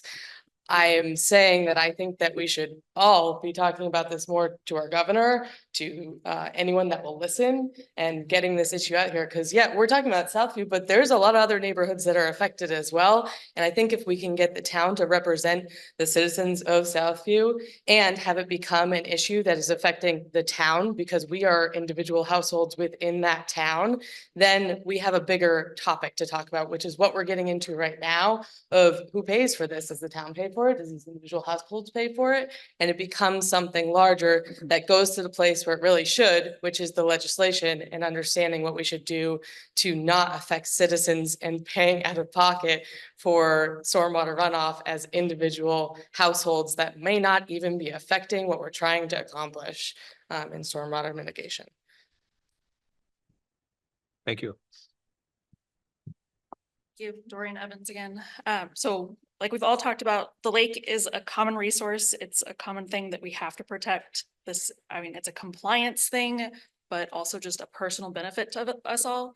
So as far as like sharing this cost, I absolutely agree with that. I mean, not just from a personal level, whether it's a town level, a state level, wherever that needs to happen. But just as kind of a commentary of like other taxpayers might not want to pay this. Just a reminder, they already have to, because the town's required to also comply with this. So there is already a shared cost to all of the residents of Richmond. So this is just an added piece onto it.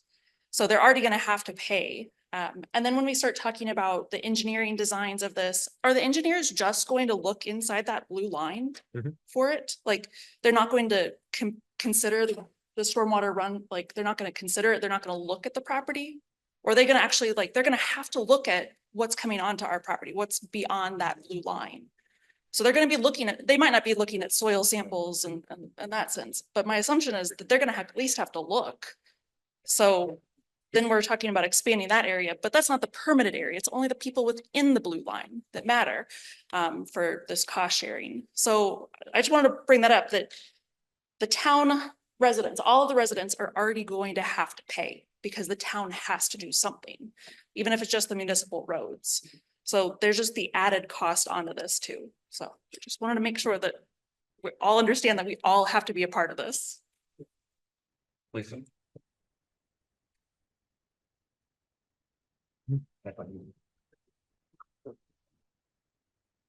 Paige, is your hand back up or still up from before? Okay. Anything else on next steps? Lisa has a question she wants to ask, doesn't know how to ask it. Right, so I won't ask just yet. David, I just had one comment. If I remember correctly, our highway superintendent foreman Pete said that in his opinion, the roads through there are in good shape. So they have been looking at that. They have been looking at. But it's a wild card of what else needs to be done for the entire region. I guess I'll use that term, bounded by blue.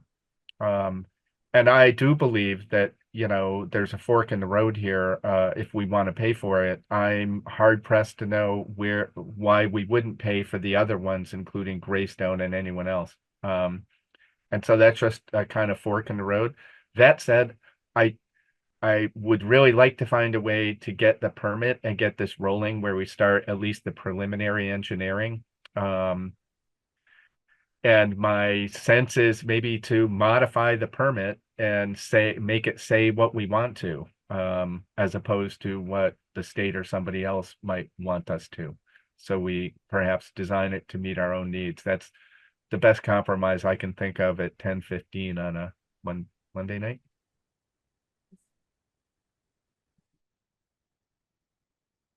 Anything else on next steps? Well, I want to second what Bart just said. I'd like to see us one way or another get the permit on in, if it's possible to do that in such a way that passes a sniff test, if you will. I'd like to get as many balls rolling as we can. Might I suggest somebody could make a motion to have our staff attorney and Josh look into how to file a permit? You can ask for that, Al. I can, I'm the chair. No, you can suggest it. You did. I did. Yeah. Mr. Chairman, I move that we designate our town attorney and our town manager as the lead on, help me out with some language, but to determine how this thing should be written, what it should say, permit. and who it covers. Second. So I understand the motion to be to direct the town manager and the staff attorney to address filing a permit. Correct. And seconded by Jay. Discussion? So to clarify, we would talk about that permit language at a later date and submit it. Right, they would develop language that would hopefully address, like, for example, what Bart said, what you've said, what we've all said, to try to make it as broad and meet our needs as we can. And then once that language has been drafted, bring it back, notify these lovely people that we're ready to discuss it, communicate with them the sense of what it is, and then get back together. Comments? No? Okay. Any further discussion? Yes. Good evening. We're very late into the process. My name is Danielle Bedoin. I am on Hidden Pines. And so I just want to go back to the top of the meeting where we tabled the discussion about the submitting for the NOI for the less than 3 acre site, which has a significantly smaller footprint on scope. And given this new motion to review the Hidden Pines permitting process, Southview permitting process, I was wondering what the select board thought about revisiting that tabled motion, if that's something still for next meeting, or if that can be addressed here this evening. And thank you so much, by the way, for Brody and Terry for all of your educational information here tonight. It's been really helpful to hear. And just after the brief review of the DEC website, just the amount of educational information there is a lot to learn. So thank you for sharing everything here tonight. So to the select board, is the motion to submit that application for Hidden Pines Mary Drive permit still tabled, or should that be revisited this I evening? think we're going to keep it tabled just because we didn't warn it in this meeting. Okay. And so not that we want to reconsider our actual decision, just for the sake of clarity in warning it to the public. And legally. We want to, and legally, I guess more importantly. Okay. We want to do it our next meeting so we can properly warn it. And so That's the concern. are there what would be necessary to have that discussion at the follow-up meeting? I think, I can't speak for my fellows here, but I don't think it's gonna meet with a lot of opposition from members of the select board. I think it's just a matter of we just have to have the vote at the right time. Okay. And it'll have to be on our agenda for the next meeting. So Okay. that's the. I mean, if you want to bring brownies, and that's not really. Okay.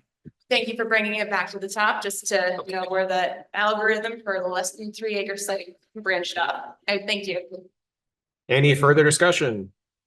Hearing none, calling the motion to a vote. Please. Please identify yourself and signify your vote. Lisa, aye. Jay, aye. There was no motion. Yeah, there was. Yeah. Motion to adjourn. Made and seconded. No, we're not adjourning. We're. Remember like 10 minutes ago? Okay. We're voting on the motion. We should comment Town now, I got attorney confused. To have them and work, Josh work on. work us Yeah, something yeah. specific that we're gonna get it passed or not pass. So Lisa voted aye, I voted aye, Adam Aye. was off in outer Bar, space. Bard, aye. And you're an aye? Yes. Okay. David, aye. So motion carries unanimously. Okay. So for next agenda, we definitely do need to bring that table motion back up, obviously. Yeah. We can't, we have our added PO we gotta do still. So Oh, right. bringing this discussion to a close, I want to thank Southview residents for coming and sharing your frustrations. My personal belief, 20% of the select board, it's absolutely ludicrous that this arbitrary line was drawn and you people were given this responsibility. I appreciate your patience. I can't begin to understand how frustrating this is, but I appreciate your patience and coming to us and sitting through 3.5 hours of. On top of the 85 hours of research they've all had to do. So on behalf of me personally, thank you. We are trying to work through this. It's not something we can just wave a wand and have solved. We tried to bring all the players together in a room. I appreciate the civil conversation. I can't tell you that I would be as patient as you all have been. And I do sincerely appreciate that. I've said this many times. I'll say it again. This cooperation and civility is what, for me, makes living in Richmond worth it. So I appreciate what you're going through and I appreciate your ongoing patience. We're trying and I know how difficult it is. Well said. Well said. Thank you. Thank you. So you can all go home and we'll do more boring stuff. So next on our agenda is approval of a purchase order for highway. Yeah, I'll give it a minute.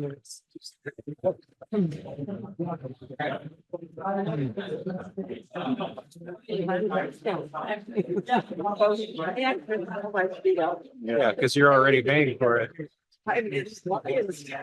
Yeah. Thank you, Dave. Oh,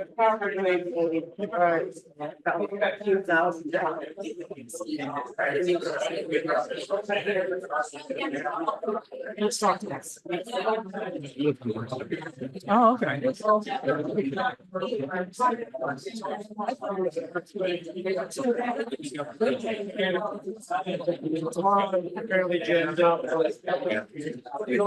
We'll let this season for a while and then we'll let this season for a while and then I think we can come up with a solution.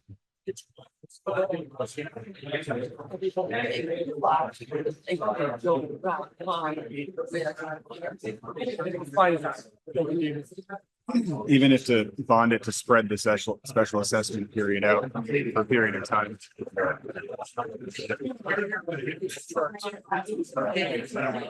Yeah. Thank you for coming. Thank you for being here. All the information, appreciate it. I'll be in touch with you probably on exactly permit. I mean, the engineering. Who publishes that? Who publishes that? Yeah. Okay. Back to the day when I worked in here. Everything we got in the list was yeah, they published all the guides to our boards and so on. They're very good. Should we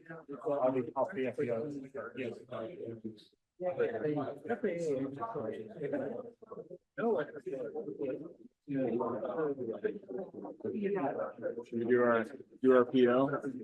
Yeah, I thought Josh sent it out to us, but I guess he didn't. People watching the recording later.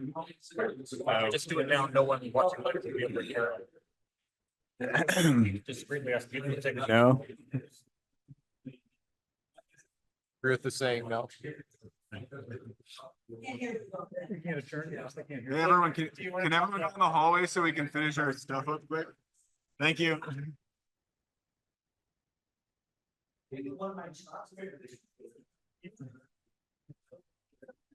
All right.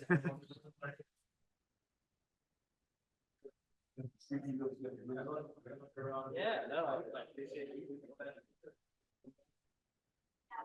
Really good. David, you want to just go for it? Yep. I thought you emailed it out. You didn't? City council, there's a lot of, okay, people are always handling, so I hope you guys do. And it's another punch in our card. If we get 50 punches, we're gonna bring it back. Okay. I know how to fix the statute, so as you're struggling through this, that's my focus right now. That will be the next block. What committee are you chair of again? I'm not chair, vice chair of transportation and mark finance. I'm toying with going to natural resources because that's where a lot of my more passionate areas are. And that's where this will fall. Well, transportation, we have roads that go through the permitted area, so it's connected. So you're riding your bike and taking the bus every day to in Kurt's memory, or? That was surprising. I was shocked. He's been sick for years.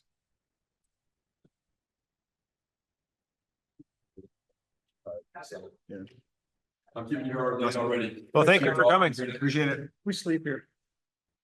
Okay, next on our agenda is approval of a purchase order from Highway. So this is purchase order 5039 to Lane Enterprises for $37,985.92. And this is for the purchase of the culvert necessary to repair Hillview Road, where it was washed out in the 2023 July flooding. So the reason this came to us tonight is Pete is ready to go on this, and Josh and I did speak about this earlier today. And Josh and I both feel that this is a fairly mundane permit that wouldn't really require public input to be aware of, so we felt comfortable including it on the agenda tonight. So if the board feels comfortable with going ahead, I would like to approve this just so that Pete has an extra week to get going on making this repair. I'll make a motion that we approve the PO 5039. 5039 in the amount of Not to exceed $37,945.98. 92, I think. 98592. Yep. 37,985.92. You do. I'll second that. And then just a point of clarification, this was from the 2024 flooding or 2023. Sorry, 2024 Okay, cool. flooding, yes, Yep. last July. I misspoke. And we do have Kara got her hand up. Kara, go ahead. This is great news. I'm glad that Pete's gonna be able to fix this. Does this go toward the FEMA request for reimbursement funds? Yeah, this will be included in our FEMA reimbursement request. Great. I'm so glad he could do it. Thank you. Thank you, Kara. I'm sorry, who made the motion? Who seconded it? I made it, Adam made it, and Okay, so motion made by Adam Wood, seconded by Bard Hill. This is a motion to approve purchase order 5039 and an amount not to exceed $37,985.92. And this is for culvert replacement on Hillview Road, Bart, Josh? Hillview, correct. And this will be ultimately submitted to FEMA for reimbursement. Before we vote, I know one thing that we mentioned at a prior meeting was the prospect of putting a bridge in there.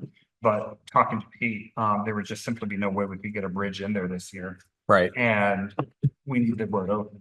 And then the question is, after you spend this amount of money on a culvert, is it still worth exploring doing a bridge? But that's something for next year, I guess. Yeah, and I mean, the bridge would be a lot more time, a lot more expensive. Pete is upsizing this, I think, from 8 foot to 10-foot culvert, and he's gonna do some better wing wall security on this to try to make it last longer and not get flooded out again. So this would basically move the bridge permanently, barring any future flooding. I think indefinitely. most likely, yes, maybe not permanently, but you never know what the weather does these days, but he You can't say permanent.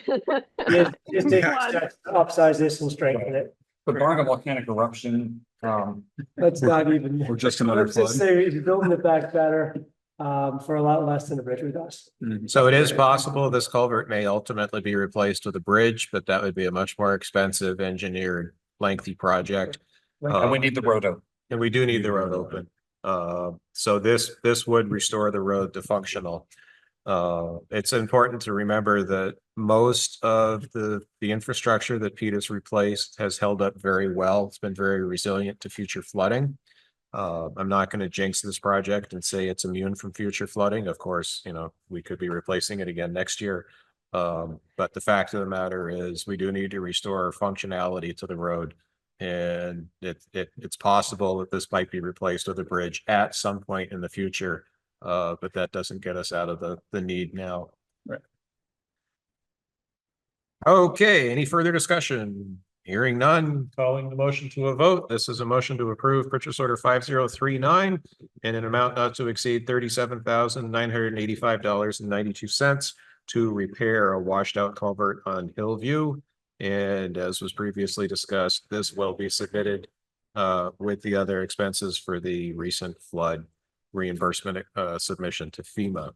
Absent any further discussion, calling the motion to a vote, please identify yourself and signify your vote. Lisa, aye. Jay, I. Adam, I.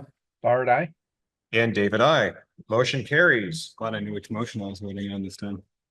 Okay, absent any further discussion before this board tonight, I would entertain a motion to adjourn. Make a motion, we adjourn.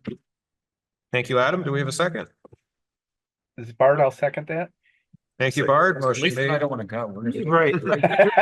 Just vote against it. Our groove. Vote it down. So- Motion made for adjournment at 10:34 PM. Calling the motion to a vote, please identify yourself and signify your vote. Bard, aye. Lisa, aye. Jay, I. Adam, I. David, I. We are adjourned. Thank you, everybody. Thank you for your patience and working through this tonight. I think we did inch forward, making progress. So thank you and have a good night. Thanks, y'all.